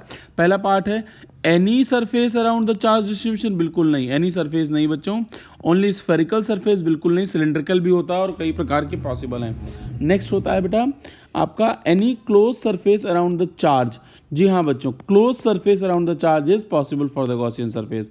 नेक्स्ट है बच्चों क्वेश्चन नंबर 4। क्वेश्चन नंबर 4 क्या होता है? Gauss law should be invalid if. Gauss law हमारा कब इनवैलिड होता है? गॉस लॉ इनवैलिड कब होता है हमारा? That we have to understand. बेटा गॉस लॉ इनवैलिड होता है जहाँ पे, देखो बच्चे, Gauss law generally inverse square laws को फॉलो करता है, तो जहाँ पे इन्वर्स स्क्वायर लॉ वैलिड नहीं होता वहाँ पे गॉस लॉ हमारा इनवैलिड हो जाता है। तो पहला ऑप्शन है there is a magnetic poles, magnetic monopoles के लिए बेटा वैलिड होता है। The inverse square law were not exactly true. हाँ बेटा, inverse square law not true नहीं होता, वहाँ पे गॉस लॉ इनवैलिड हो जाता है। ये बहुत कंसेप्चुअल बातें हैं बच्चे, आपको समझनी पड़ेंगी। The velocity of light were universal, ये सब कुछ नहीं है बेटा, इन सब पे वैलिड है। तो हमारा आंसर 4th का बी हो जाएगा, जहाँ पे इन्वर्स स्क्वायर लॉ वैलिड नहीं है। Next question, electric intensity at a place due to a charge is. Electric intensity किसी भी पॉइंट पे जो होती है वो कैसी क्वांटिटी होती है बच्चों? वेक्टर क्वांटिटी होती है, क्योंकि इसके पास मैग्नीट्यूड तो होता ही होता है, it is having defined direction. तो हमारा option A will be correct हो जाएगा इन दिस केस। चलिए बच्चों क्वेश्चन नंबर चलेंगे 6th की तरफ। 6th क्वेश्चन क्या कह रहा है? We have to read it carefully. In the diagram the total electric flux through the close surface S is. देखो बच्चों, गॉस लॉ ने बताया था कि टोटल इलेक्ट्रिक फ्लक्स होता है वो फाई से रिप्रेजेंट करते हैं, फाई ई अगर इलेक्ट्रिक फ्लक्स की बात कर रहे हैं, और ये होता है total charge, Q is total charge enclosed upon में एप्सिलॉन नॉट। अब इस सरफेस की अगर आप बात करें, अगर इस सरफेस की बात करें बच्चों, तो इस सरफेस के अंदर टोटल चार्ज कितना है? क्यू। तो इसका इलेक्ट्रिक फ्लक्स कितना हो जाएगा मित्रों? That is Q by epsilon naught. तो option B will be accurately correct in this case. I hope आपको समझ में आ गया होगा। चलिए बच्चों, गॉस लॉ हमने अप्लाई किया। गॉस लॉ क्या कहता है? The electric flux of a close surface is 1 by epsilon naught times of total charge enclose in that, मतलब 1 by epsilon naught times of total charge. अब टोटल चार्ज यहाँ पे Q है तो क्यू बाई एप्सिलॉन नॉट हो जाएगा, ठीक है। क्वेश्चन नंबर अब हम चलेंगे 7 पे। Gauss law is true only for the force of the charges varies as. देखो बच्चों, गॉस लॉ किसके लिए एप्लीकेबल है? जब फोर्स हमारा इन्वर्सली प्रोपोर्शनल हो आर स्क्वायर के, इन्वर्स स्क्वायर लॉ फॉलो करता है। तो फोर्स हमारा आर स्क्वायर के प्रोपोर्शनल होगा, इसका मतलब F is proportional to R raise to the power -2। तो हमारा इसका आंसर हो जाएगा 7th का बी। 7th का कौन सा ऑप्शन हो जाएगा? B will be accurately correct option. Yes बच्चों, क्वेश्चन नंबर 8। क्वेश्चन नंबर 8 में क्या पूछ रहा है? Dimension of electric intensity are. Electric field intensity का डायमेंशनल फॉर्मूला पूछ रहा है। बेसिक क्वेश्चन है इसलिए मैं जल्दी जल्दी बता रहा हूँ मित्रों, आप फटाफट समझ सकते हैं। चलिए, इलेक्ट्रिक फील्ड इंटेंसिटी ई जो होता है वो होती है फोर्स पर यूनिट चार्ज। अब फोर्स की यूनिट की बात करो तो ये होती है कुलाम, KG meter per second square, और जो चार्ज की यूनिट होती है वो कुलाम। कुलाम तो ठीक है, KG meter per second square, कुलाम होता है एम्पेयर इंटू सेकेंड। यस बच्चों, तो हम इसको कैसे लिख सकते हैं? केजी मीटर सेकेंड की पावर -3 एस ए की पावर -1, तो हो जाएगा m1 L1 T-3 A-1, कौन सा ऑप्शन है? M1L1 T-3 नहीं, गलती से यहाँ पे +3 छप गया है, तो सी ऑप्शन सही हो जाएगा। M1L1 T-3 A-3 is your answer. Next question है बच्चों, the unit of charge density of a charge conductor. बेटा देखो, कंडक्टर जनरली हम लोग एक शीट मान के चल रहे हैं, तो देखो अगर इसमें क्लियर नहीं बोला है, थोड़ा सा क्वेश्चन में मिस्टेक है, लेकिन चार्ज कंडक्टर का मतलब हो गया अगर वो जनरली अगर हम गॉस थ्योरम के हिसाब से चलें तो एरिया होता है उसका डिफाइंड, तो एरिया होता है तो उसका हम सिग्मा निकालते हैं और वो होता है charge per unit area, that is coulomb per metre square. Yes, coulomb per metre square हो जाएगा, that is option B will be correct in this case. But बच्चों देखो, लीनियर चार्ज डेंसिटी होगी तो हो जाता है कूलम्ब पर मीटर, और अगर एरियल चार्ज डेंसिटी हो जाती है तो आपका हो जाता है rho sigma, that is coulomb per metre square, और रो होता है तो कूलम्ब पर मीटर क्यूब। चलेंगे क्वेश्चन नंबर 10 की तरफ, that we have discussed earlier. Electric field की कौन सी इक्विवेलेंट नहीं है यूनिट? चलो बच्चों, इलेक्ट्रिक फील्ड का जो बेसिक फॉर्मूला होता है वो होता है फोर्स पर यूनिट चार्ज। जी हाँ, फोर्स होगा न्यूटन, चार्ज होगा कूलम्ब, तो न्यूटन पर कूलम्ब इज वैलिड, पहला हो सकता है। दूसरा बेटा फॉर्मूला होता है, अच्छा एक इंटरेस्टिंग फैक्ट इसी में और बता दूं आपको, Newton is the unit of force, force into displacement is work, तो आप फोर्स को लिख सकते हैं वर्क अपॉन सेकेंड, वर्क होता है जूल अपॉन सेकेंड, तो जूल अपॉन सेकेंड का मतलब यहाँ पे होगा जूल अपॉन में कूलम्ब, या sorry S is metres, I am so sorry, coulomb metre, तो जूल सेकेंड पर कूलम्ब मीटर, ये भी हमारा पॉसिबल संभव है। और तीसरा सी वाला देखते हैं, E is equal to minus dV/dr, dV is volt and dr is metre, तो वोल्ट पर metre is also a unit of this one, तो ये वाला यूनिट इसका इक्विवेलेंट नहीं है, that is B option can not be the unit of given electric field intensity. Question number next की तरफ हम मूव करेंगे बच्चों। When electric field intensity E at a point in the electric field is directed towards और away from the same point in the fix point the field will be. देखो बच्चों, एक ही point से या तो आउटवर्ड जा रही हो या तो इनवर्ड जा रही हो, तो इस तरह की फील्ड को हम लोग बेटे देखो रेडियस के अलॉन्ग आ रही है। देखो अगर मैं एक आपको एक इंटरेस्टिंग फैक्ट बताता हूँ, अगर मान लीजिए बेटा एक सर्कल, यस, अगर बेटा हम इसको एक सर्कल ड्रॉ कर लेते हैं और ये अगर एक हमारा पॉजिटिव चार्ज है, it is a positive charge, तो इलेक्ट्रिक फील्ड इसके रेडियस के अलॉन्ग जाती है, इसीलिए इसको हम लोग रेडियल इलेक्ट्रिक फील्ड भी बोलते हैं, तो इसका आंसर हो जाएगा रेडियल इलेक्ट्रिक फील्ड। सेम बेटा सेम कहानी इनवर्ट के लिए भी एप्लीकेबल है, इनवर्ट के लिए भी सेम कहानी एप्लीकेबल है, तो दैट यू कैन अंडरस्टैंड कि आउटवर्ड होगी एक गिवन पॉइंट से या इनवर्ट होगी, तो उस तरह की इलेक्ट्रिक फील्ड को हम लोग क्या नाम देते हैं? Radial electric field. चलिए बच्चों, क्वेश्चन नंबर 11 क्या है? The cylinder of radius r and length l is placed in the uniform electric field parallel to the cylindrical axis, the electric flux through the surface of the cylinder. बेटा surface of the cylinder क्या होता है मैं आपको बता दूं, मान लीजिए लेट अस से this is a cylinder, this is your cylinder exactly. अब इस सिलेंडर में क्या हम लोग ले रहे हैं एग्जैक्टली, अगर आप मेरी बात ध्यान से समझो तो पैरेलल लाइंस ले रहे हैं सिलेंडर के सरफेस की। बेटा अगर हम सिलेंडर के सरफेस के,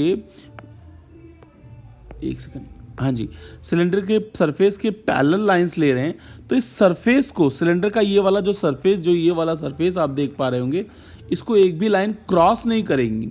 और बेटा इलेक्ट्रिक फ्लक्स का कंसेप्ट होता है कि अगर इलेक्ट्रिक फील्ड लाइन सरफेस के पैरेलल हैं तो उस सरफेस का फ्लक्स जो हो जाता है वो क्या हो जाता है? जीरो। तो उसने क्या बोला है? Through the surface of the cylinder, surface of the cylinder का फ्लक्स जीरो हो जाना चाहिए, क्योंकि इस सरफेस को कोई भी इलेक्ट्रिक फील्ड लाइंस क्रॉस नहीं करेंगी। तो 12th का आंसर क्या हो जाएगा? That is option D will be correct in this case. Question number 13 पे हम लोग चलेंगे। क्वेश्चन नंबर 13 क्या कह रहा है? Electric field of an isolated charge metallic sphere at, simple सी बात है बेटा, अगर मेटालिक स्फीयर ले रहे हैं तो इसके अंदर इलेक्ट्रिक फील्ड, एक हॉलो स्फेरिकल सरफेस ले रहे हैं तो इसके अंदर इलेक्ट्रिक फील्ड हमेशा क्या होता है? जीरो। आउटसाइड होता है inversely proportional to R square, तो इसका आंसर हो जाएगा जीरो। बहुत कंसेप्चुअल प्रॉब्लम्स हैं, बेसिक प्रॉब्लम्स हैं।